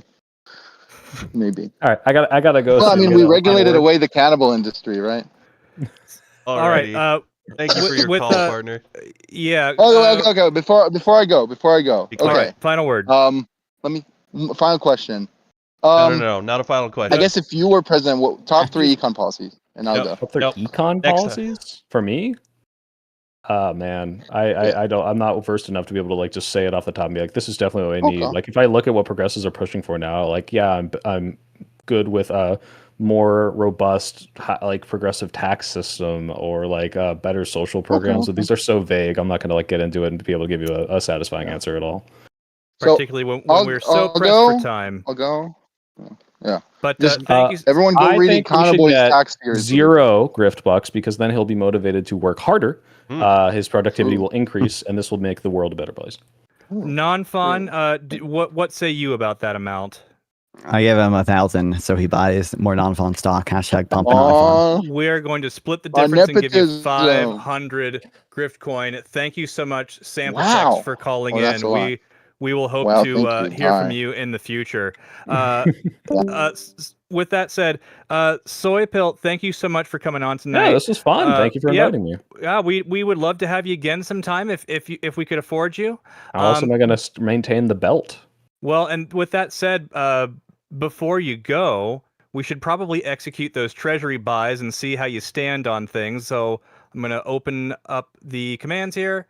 We're going to execute a 200 grift coin treasury buy for Nonfon. Kyle, can we beg him to stay for 2 more minutes and run 1 round of the more salacious podcast just real quick? I already closed those in anticipation that we would be ending soon. Well, so, then he'll just have to come on another time. Indeed, Sure. that would be a great time indeed. It's unfortunate we didn't get to play any podcast or Prisoner President, but we will hopefully get to that at some point in the near future. And with those treasury buys executed, we are now looking at Soypel has overtaken Nonfon in the marketplace of ideas by just barely. Both are standing at about 0.0168 grift coin. Can I make a proposition? Tie. Sure. Kyle, chat just Absolutely. gave me a good idea. Can I give all my soy bucks to Israel? You can get absolutely. You know what? We'll if hold they them have in a reserve. Discord account. Yeah, Send them all if to Israel. They have if to join the Israel wants server. to make a Discord, they can join the server and they can play podcast or Prisoner President with us as much as they want. All right. I'm really treading Beautiful. the anti-Semitic community line here. Well, you got to get audience members up. Oh, the numbers have just shifted. Soypill has pulled ahead by a little over 0.002 points. So for now, having a bidding war. Soypill, you are the reigning champion of the marketplace of ideas. I'm putting a huge short on Soycoin, and I expect the drop off, guys. We're market manipulating. You're rug pulling. I'm rug pulling. All right. All right. I got to go. Nonfon, my last words to you. First of all, thank you for the show. This is great. A lot of fun. I love the production value. Nonfon, my last words to you is that the world is not ideal, and I believe in a better world, and I think you should too. Wow. Well, I'm sure we'll talk again. We will. Excellent. All right. Bye. Thank you so much, Soy. All right, Nonfon, thank you so much for sticking around. Is there a time that we should be aware of that you would like to do a hard stop? No, not really. I mean, I guess there's. I'm more interested in call-ins or whatever people who have disagreements than I am. Sure. Well, any more games now that Soyfield's gone. Now that I'm the only player. If you are interested in If you're interested in disagreements, we do have your dedicated snarker hanging out in the waiting room. We've also got North. Who is my dedicated snarker? Well, that would be our good friend Localist. Oh. Who's been spending some time in the server lately, and we've gotten to know him a little bit. We can. North has been waiting for longer, so I feel like I should probably pull in North before we pull in Localist. So let's bring in North. North. Hey, oh, North, I got dragged in. Honestly, I have no idea. Oh, I guess I could ask. Are you still of the opinion that Hassan can be appealed to this level? Or am I not allowed to ask? It's just me. He's gone. Oh, fuck. Yeah. I wasn't even paying attention to stream. Now. Hello, Nonfon. What's up? Nonfon, is Soypill still of the belief that Hassan could be saved? A loss in production? No. In a society? Like obviously, I don't think this happens that much, but like there can be models of either like labor market monopsony where firms are colluding, or there's too few, there's one firm and they actually pay kind of below the optimal wage, and unions conceivably could push the wage up to the optimal wage and actually lead to an increase in production. That's one of the arguments for minimum wage.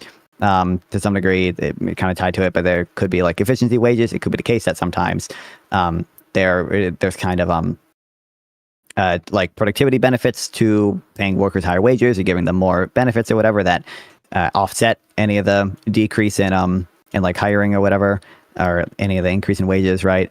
So like it's possible that they can do that, and there probably are some papers you can find out there demonstrating that that happened at least once. Okay. And then question number 2, will you ever play League of Legends? I mean, I've played it a single time when I did a lib versus lib with Isaac. I lost immediately. I didn't know what the fuck I was doing, and I immediately uninstalled it.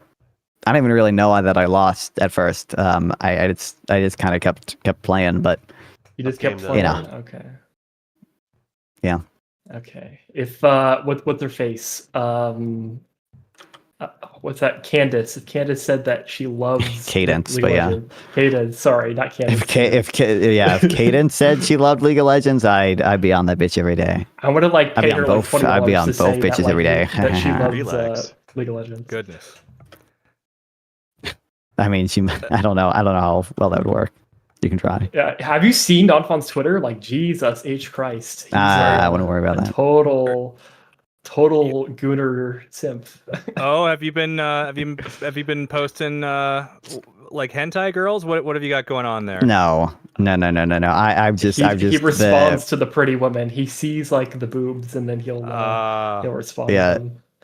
I mostly only do that with Cadence, and Cadence and I we're buddies now, so it makes sense. What kind of guy goes nuts for boobs? That's can't relate to that. That's what I'm saying. Probably only capitalist.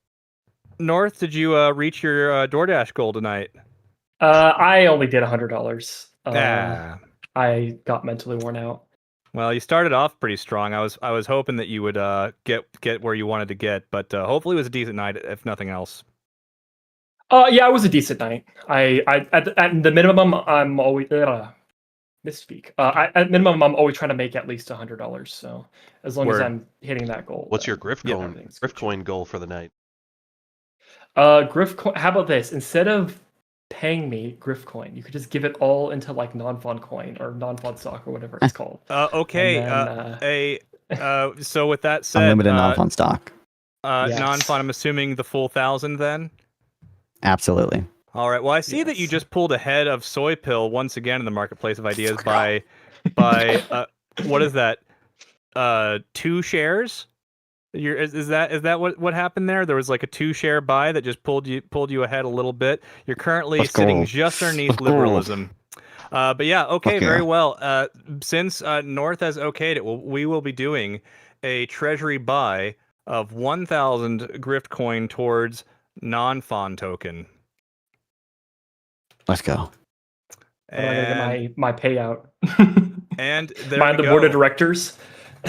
with that said, that puts Nonfon at the top, at the very, very top. We have now ascended past liberalism. Nonfon is the top stock in the marketplace of ideas. As a neoliberal, worth more than all of liberalism itself. That's impressive. That's true.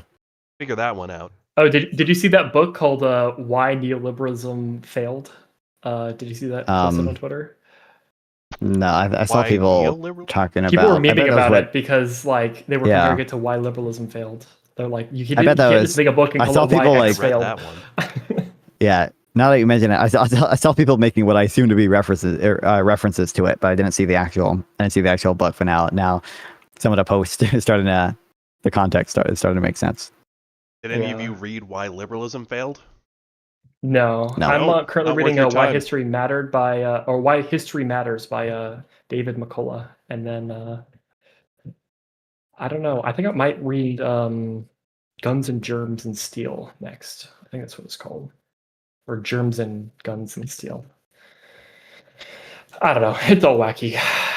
A horrible book. Read Why Nations Failed instead. Okay, fuck that. Actually, I do. I could read that one. I think I'm not familiar exactly with Jared Diamond. Is that his name? Who wrote Germs, Guns and Steel or whatever? I think I have a couple of his books saved on my tablet that I need to read. He did like a whole thing. Yeah, I'm not familiar exactly with his entire background or whatever, but like there is a there is kind of long-running dispute, from my understanding, between people like him. I don't know if he specifically has commented on it, and the people who wrote Why Nations Failed, like Darren Acemoglu, who, his big thing is institutions are what matter, and states have to be in the narrow corridor, and they have to protect property rights but not be too overbearing, and such and such and such. But my understanding is Jared Diamond's big on the more like what I would call factor endowments, like more natural resources and such are. I think he wrote 2 other books. If I think these were him. It was about one was about the geographical determinism, and then the other one was I guess it's chicken and the egg. One he did the chicken, one he did the egg, and which how geography shapes nations, and then how nations react to geography. Yeah. I forget what they were called. I should know this. Fuck, I'm a LARPer, clearly. Jesus. I don't know. Yeah, I was just kind of arguing with that lethal guy because we were talking about Teddy Roosevelt in the side thing. Oh, yeah, It did come up. Yeah, I see him still hanging out in the waiting room. I wonder if he's gonna try and get in once we talk to the other callers. Yeah, that are hanging out. Yeah. All right, yeah, bring other people in. I'm boring. Go. All right. Well, it was good to talk to you as always, North, and we hope to see you again real soon. All right. Yeah. All right. I'll put you back in. There we go. All right. Well, that leaves us with your friend Localist, Rin, and let's and then there's also Lucas who just joined a little bit. So we will now pull in Rin. How you doing, sir? Hello, show. Hello there. You're on the Marketplace of Ideas. Thanks for calling in again, sir. How are you? I'm doing good. I didn't, I haven't been here to watch the show at all. I've been busy all day. So if you wouldn't mind catching me up on what we're talking about so I don't say something not relevant to... Sure. So we've mostly been talking about what are the goals and what is the philosophy and the practical goals for the Democratic Party as we move forward towards a very winnable midterm election and a still quite possibly, I would say almost certainly winnable 2028 presidential election. So we've talked about some policy ideas. We differentiated between more neoliberal ideas about limiting labor protections for the sake of allowing businesses to do well in our economy.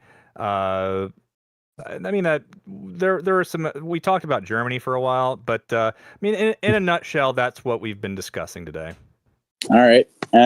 So my opinion on that would be that the Democratic Party needs to embrace federalism. That's crazy.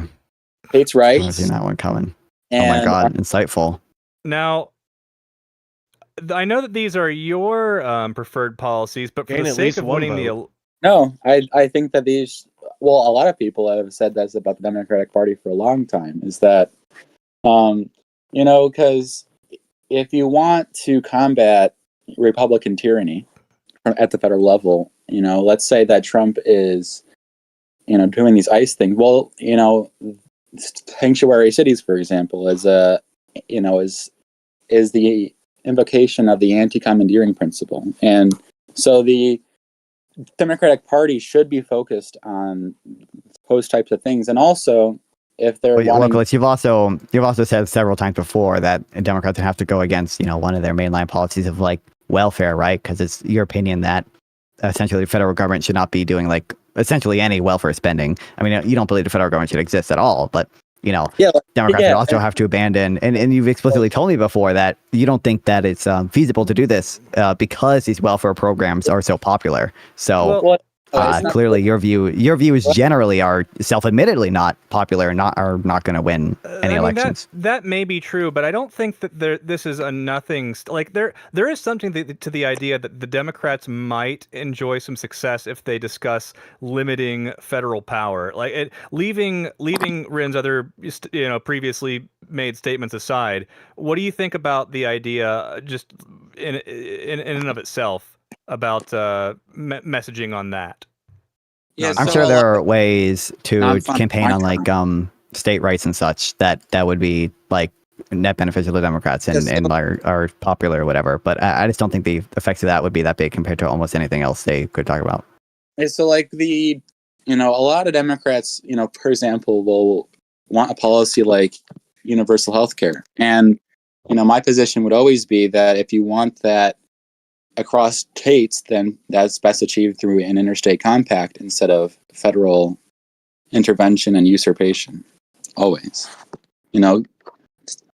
Because let's say that, for example, there was a federal universal healthcare system and that it was an absolute disaster. It totally failed. Well, because that policy will quickly become entrenched because it creates a dependence where the people receiving those benefits, to repeal that law would be to lose those benefits. And so it makes it very impossible to repeal on the federal level if it were to go bad. And so it's best to have a compact where states are able to opt in and opt out at will. Wow. What do you think, Nonfon?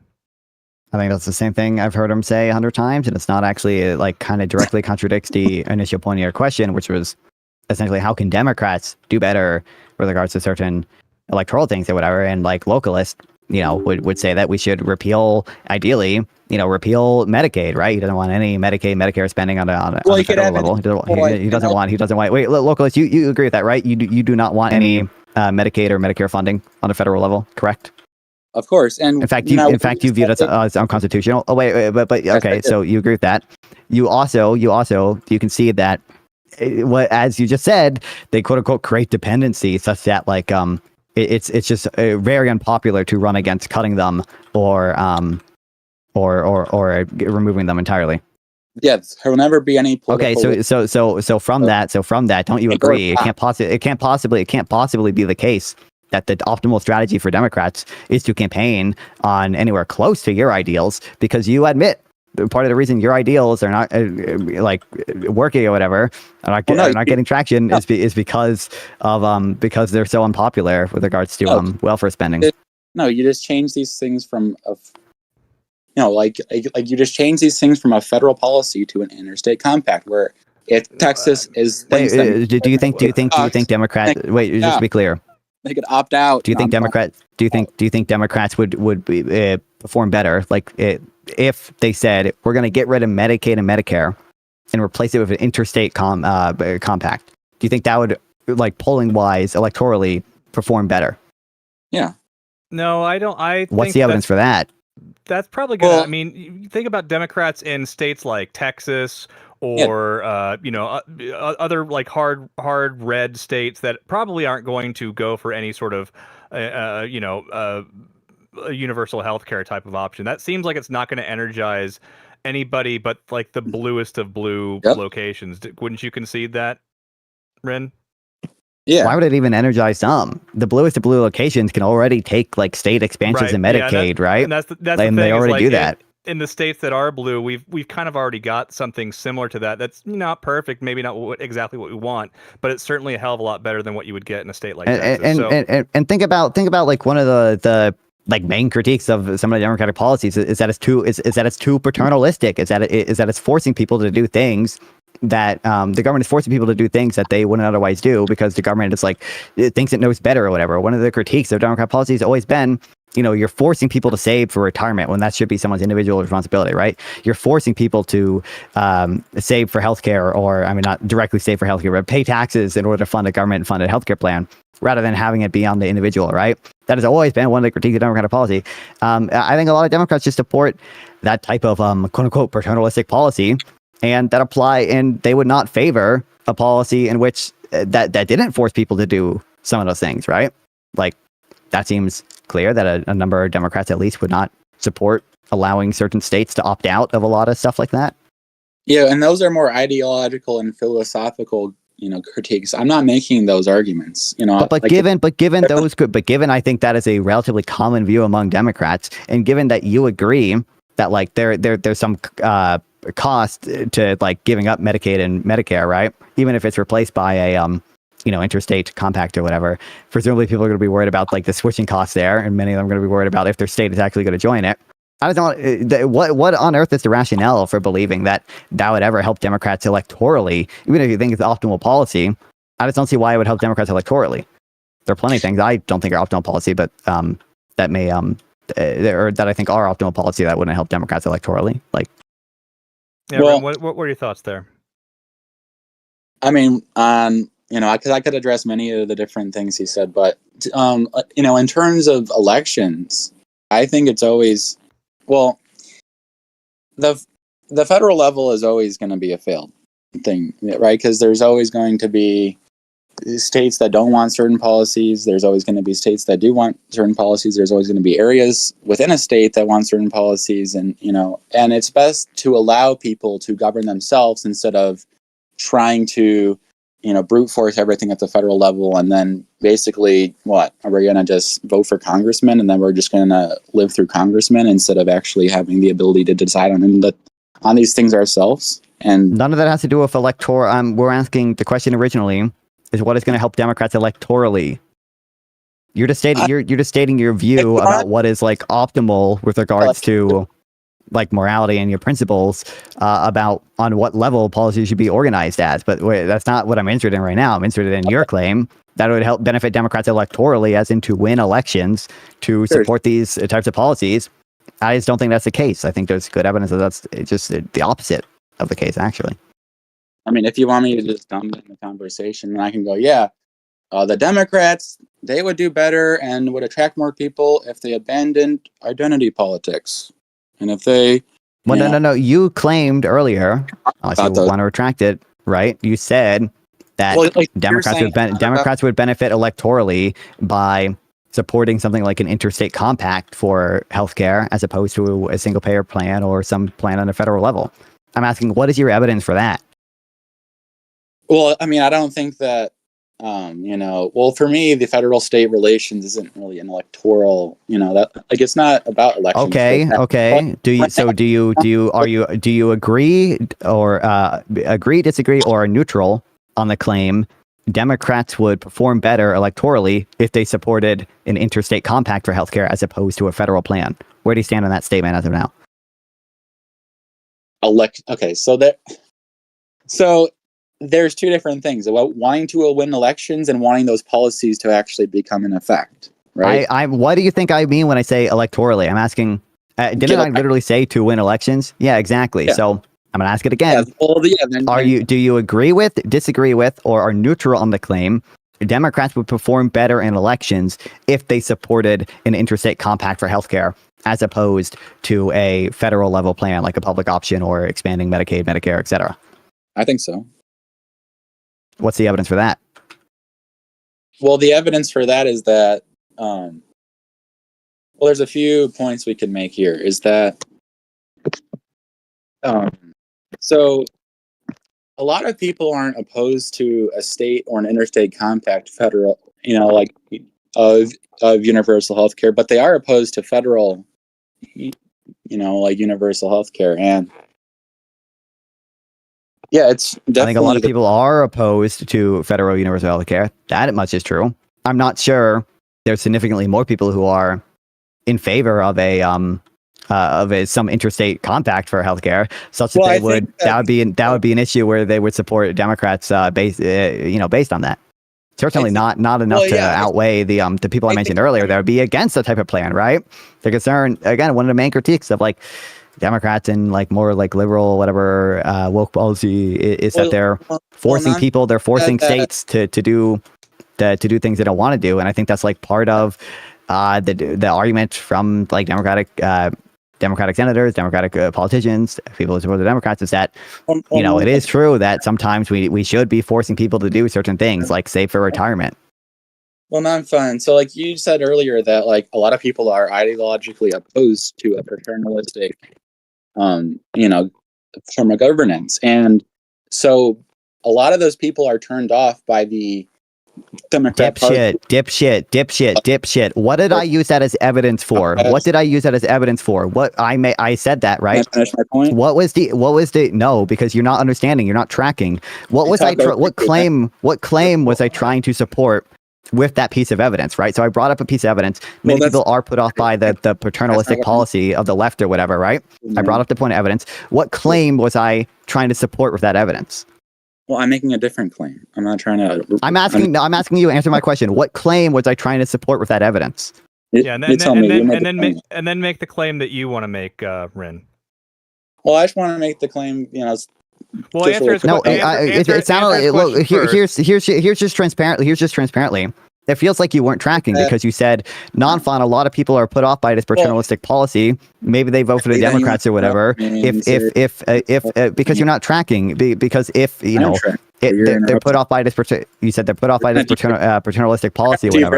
I think what you were implying there is that like doing this policy that's not as paternalistic would have netted the Democrats' votes. What I was using that as evidence for is the fact that many Democrats support this type of paternalistic policy, right? The fact that people are so often critical of that aspect of a lot of Democratic policy suggests that it is part of the Democratic ideology, right? It's part of their general ideology that they support policies that you might consider more paternalistic. So given that seems to be the case, you would expect many Democrats to not support the type of plan that you were talking about compared to the plan that the Democrats currently campaign on and message on. Nonfon, your Vyvanse is really talking, doing a lot of heavy lifting. Okay. I'm good. I agree with chat. I agree with chat. This is so boring. This is just the same convo for the 50th time. I'm good. I think I demonstrated he can't even track the argument, so I'm good. You can say whatever, but I'm. What I was actually going to say is that a lot of people are turned off by a paternalistic government, and so when the federal government, I'm trying to wrap it up, but Nonfon keeps fucking interrupting my goddamn point.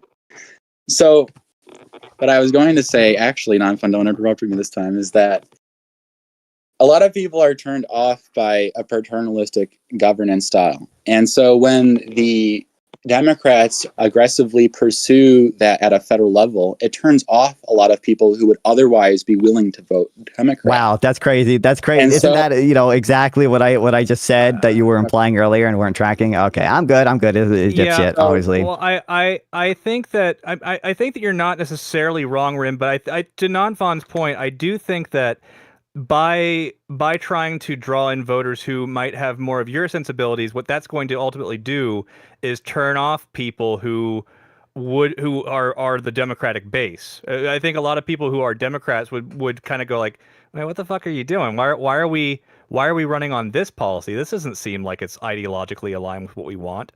And if the end, the goal of this conversation is to, figure out how to energize Democratic voters, then that's not going to be it. But if you want to draw in a more wider range of voters, I think that it would bring in new voters. I don't think it would bring in a wider range because, again, if you're bringing in people who have this ideology that you've got, it's going to turn off people like me and Nonfon who are like completely opposed to this. And at this point, we're going to.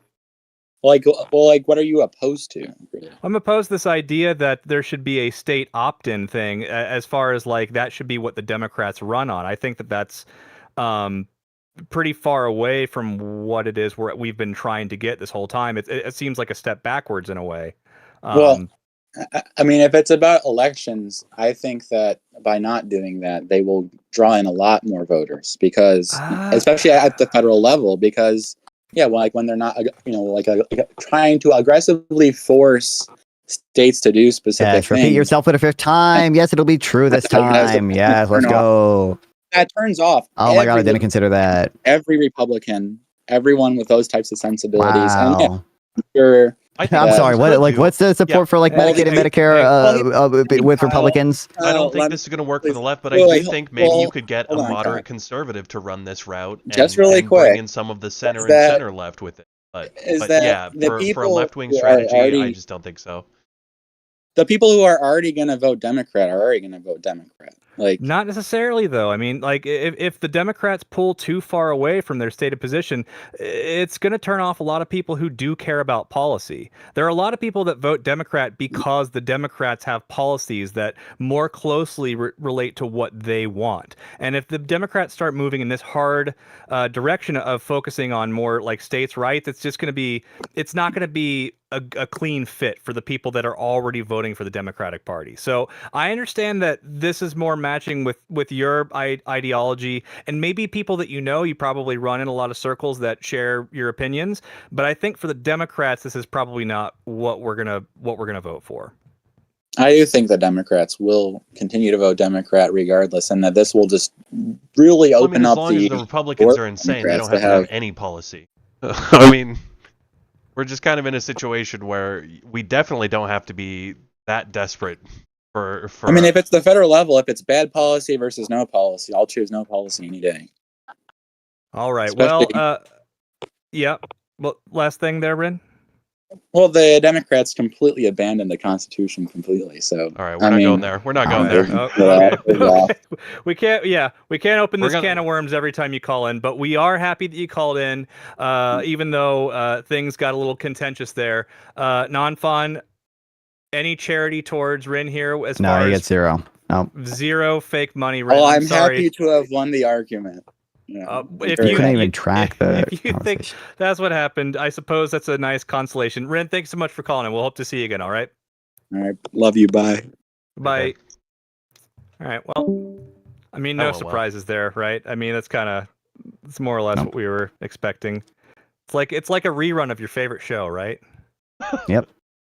Your parents' favorite show. We've got Lucas hanging out in the waiting room, has been waiting patiently. Lucas, you are on the Marketplace of Ideas. Thank you so much for hanging out and waiting to come on. We're happy to have you here. How are you doing? I'm doing fine. I hope to give maybe like a qualified defense of what's often considered sloppyism. Sure. Before you do, if you could just turn your mic down a little bit. You're coming in kind of hot in the noise. Okay. Is this better or? Yeah. That's a vast improvement. Okay. So I think that like for some policies, right, which we often consider sloppyism, there is like some empirical evidence for them. For example, a popular policy for Democrats is running on really high tax rates, right? But we do actually know that this can be beneficial. For example, there's a paper by Stancheva. It's Stancheva and the French economist, right? And they essentially find that like if you have really high like marginal tax rates, when they if there's like economic shocks, right, and there's a really high marginal tax rate, right? It essentially like high marginal tax rates make it so that like there's less like CEO rent seeking, and they test this by using like economic shocks and seeing what happens to CEO pay. And I think this is like a pretty robust result. Yeah, and there's also like the general correlation, of course, like as like essentially CEO rent seeking increased as marginal tax rates at the very top went down. Yeah, I mean, I think like, I mean, you can probably predict some of my responses on stuff. Like, I don't know, like, I wouldn't brand it as sloppyism or whatever. There's some things like I don't have a huge issue with that people are like, I don't know, like actually using, well-identified studies, like good arguments to do stuff or whatever.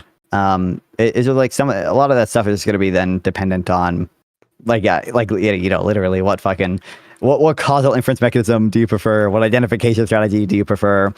What do you, like if you're debating income inequality, like the very sloppyest way to talk about income inequality, wealth inequality, whatever. You're talking about it with an informed person or whatever.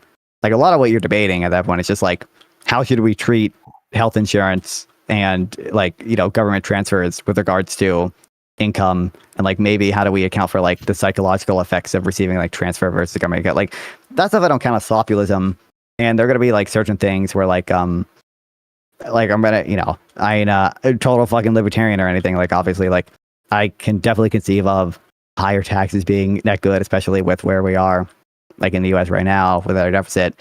I think, like, probably it would take more than papers like that to convince me that, like, the truly optimal policy wouldn't be, like, some type of DBCFT, plus land value tax, plus et cetera, right? I think the argument would be that, like, a DBCFT, right, that is essentially like a corporate tax for tax nerds. Like if you accept that classification of it, right? But the key mechanism essentially that like if there is like such like low, is that like the having a high marginal tax rate essentially just like changes like the incentives for those in, like the managerial and like C class, right? And it makes it so like there's less incentive for them to rent seek compared to distributing their gains more equally or like equitably, whatever word you want to use. Yeah, I mean, I think I don't know. It would just depend on some of it. Might depend on a political constraint. I could conceive of economically why that might be the case, but then I don't know. Some of it would just depend on the political considerations of like how much more, because we do also have evidence that, like, for example, there's a study from China looking at like what happens when you cap CEO pay, and it seems like CEOs consume more company perks. They draw more resources away from the company for their personal gain, and like do I trust the government not to or the sloppulist? Do I trust the sloppulist not to do that type of policy instead? Easy Money's in chat. He wants to know what is CEO rent seeking, but I'm assuming you just mean sort of paying themselves or trying to get favorable deals out of the board. So essentially, I'll give an example. So imagine that you're the CEO of Exxon, right? And oil prices massively increase, so your bonuses massively increase, right? And you essentially like CEO pay goes up, right, as oil prices go up, right? That's like a typical like CEO like strategy, right? But let's say that the CEO price, the oil prices rise again, and your the firm's revenues falls again, right?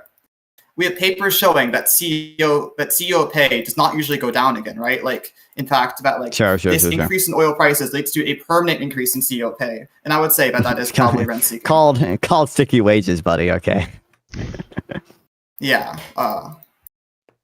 I do not buy the CEO sticky wages argument. Unbelievable. And I was also going to say that, like, also, I think, like, you could probably say that, like, maybe, like, that my exact, like, way of arguing isn't sloppulist, right?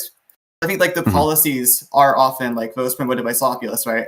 Let's say if more, like, policy wonks, like, let's say, like, Aaron Dube, right? And we actually engaged more of what the sloppiest actually want, right? We could end up getting some relatively optimal policies. I think it's just more likely that you're not going to get optimal policies, and I think a lot of times you're getting there in a way that promotes some type of dumb thinking that's also likely to lead to not optimal policies. But like I don't know, it's just going to be, my impression would be that they're few and far between enough that it would just not be not be worth it, and most of the electing any truly sloppulous leader or whatever would just be like net bad. And sure. I think, like, for example, that there are like sloppulous leaders that could possibly be net good. Like, for example, Bernie Sanders, right? Because Bernie Sanders. I think if I'm factoring in like AI extinction risk, then like I can conceive of that being net good for like Bernie Sanders and some other people, right? Oh yeah. But I mean, you do recognize that because like there's a possible reason that like why Bernie Sanders cares more about AI risk than, let's say, like like Brian Schatz or something, right? Is because like he is essentially in his own little like sphere, without like corporate donations or without any of these like other influences, right, that affect other people on the valley, or even not on the valley, but like in Capitol Hill. Yeah, I'm not sure how big. I feel like I don't know. There's gonna be a endogeneity issue there, right? I mean, the people who are more likely to be concerned about that stuff are probably also the people that are going to be more likely to not accept corporate donations in the first place or whatever. So I'm not sure if that's the mechanism. I don't think that's the mechanism by which that. Like, I don't think like let's say, for example, like I don't think that AI risk views and like AI risk views in politics track very nicely in like Silicon Valley, for example, right? A lot of the AI risk people are essentially like center left or center right, right? Mm-hmm. That is like the rationalist community, for example. So like I feel like there like has to be like some explanation for the disconnect between our actual federal government, right? Like, why is Bernie the one that cares about AI risk? Yeah, I mean, I think some of it might be at a sloppulist circles and stuff, I think, because there are other concerns of AI that they care about. And like Bernie's obviously big on automation and being concerned about that. So like, conceivably those mechanisms are in place. I'm just not sure like how much the donation specifically would affect it. And I guess I'm not sure like I don't know. I could. Is there any other congressman who has talked about AI risk like at all beyond like extinction risk? I'm not sure actually. I don't think there is. I guess right. I'm not entirely sure. Yeah, I think maybe there's a possibility that Bernie could pull more of like the essentially people that followed in his footsteps, right, to talking more about AIX risk. But I'm not entirely sure on that one. I was also going to my next point was we built labor unions. So I think like there is like we do have some evidence, right, that there was like the causal impact of labor unions on the Great Compression, and by the Great Compression I mean essentially like the late 40s, 50s, and 60s, right, where essentially there was a compression in like the wages between like the top and bottom, right? And I think that like there was because we do have this paper by Suresh Naidu and others, right?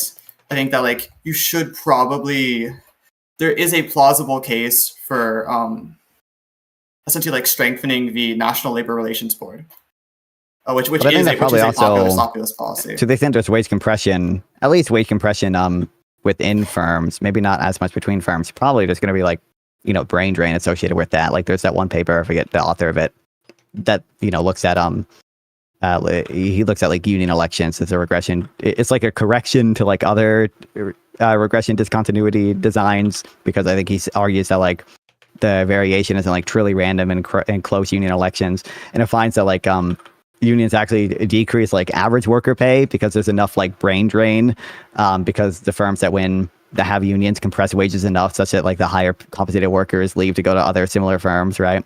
That like the average pay actually decreases. So to the extent there's wage compression within firms, there's probably going to be some type of brain drain issue. And then I would expect if there's like a substantial degree of wage compression between firms, probably there's just kind of going to be broader issues with innovation there. I'm not sure how well you can measure that exactly. I mean, there is some evidence on like just unions and investment generally, and from my reading of it, it tends to be like somewhat negative. I think like the general like essentially like the papers try to like do like unions versus like unions on productivity, unions on let's say like innovation, right? I think those are like very dependent on essentially like your like essentially like the institutions you build your unions around, right? Like for example, like the longshoremen are kind of like I won't say they're uniquely American in their rent-seeking behavior, but I think you would probably have to acknowledge that like American unions, because of their relationship, right, with the companies and with like essentially like the state, right, are unique in that they go to such rent-seeking measures instead of like, for example, a Scandinavian union, which might have like come to an agreement with the company for like retraining or something like that. I mean, probably like I don't know how common it is outside the U.S. to not do sectoral bargaining, right? Because most of the Scandinavian countries, they all have like sectorial bargaining stuff, don't they? Yeah, but it's also a matter of like, let's say like, for example, like the decline in union density, right? The decline in union density was worldwide, right? But because of the sectoral systems, because of the sectoral systems, and because of the fact that a lot of these countries grant the union as like the sole bargainer for the laborers in these companies, right? They don't have the right to work laws, right? Stuff like that in the US, right? It actually gives the union still a ton of power to bargain for wages, even if union density has fallen. Sure. Oh, that makes sense. Yeah, I would imagine that's the case. Sure. Yeah. So I think like there are some like in certain cases, right? In certain cases, if we are able to strengthen NLRB and we are able to essentially design our unions in a way where they're like more like sectoral or more similar to a Nordic union, I think like that would probably be a good thing. And I do think that like I feel like you have a conception that like slopulous are like totally like unable to like listen to essentially what we would call like technocratic policymakers. But I do think there have been cases, right, where like, for example, like Aaron Dube has talked to, like some like progressive politicians, like the one in California. I can't think of his name right now, but I do feel like there is like room for technocrats and essentially the people you would call slopulous, right, to collaborate on genuinely decent policy. Sure, I guess I can see that. I'm not, views at least marginally updated. Congratulations. Oh yeah, well done. Any final thoughts there, Lucas? My last final thought will be that we should democratize the Federal Reserve, because the Federal Reserve from 1979 to now has consistently kept has consistently kept unemployment over Nauru, and that is probably not a good thing. And a good way to solve that would be to democratize the Federal Reserve, get more people that care about labor in there. First of all, NGDB targeting would fix this, obviously. Second of all, I'm not sure. I don't think Nauru was like that good of a policy tool. I think the Fed should have. I think they still use it too much, and I think they should have been more skeptical of it in the past. Before they kind of rely less on it now. To my understanding, you can see Powell telling AOC that the Fed, we did mess up there with our Nauru estimates, right? I don't know. I'm not sure the public has any better understanding of like Nauru and stuff, right? Like I think probably to the extent you democratize it, it's not clear to me that like you would get substantially better on net policy for labor, considering I think you'd probably just see more volatility and probably generally higher inflation, probably. Well,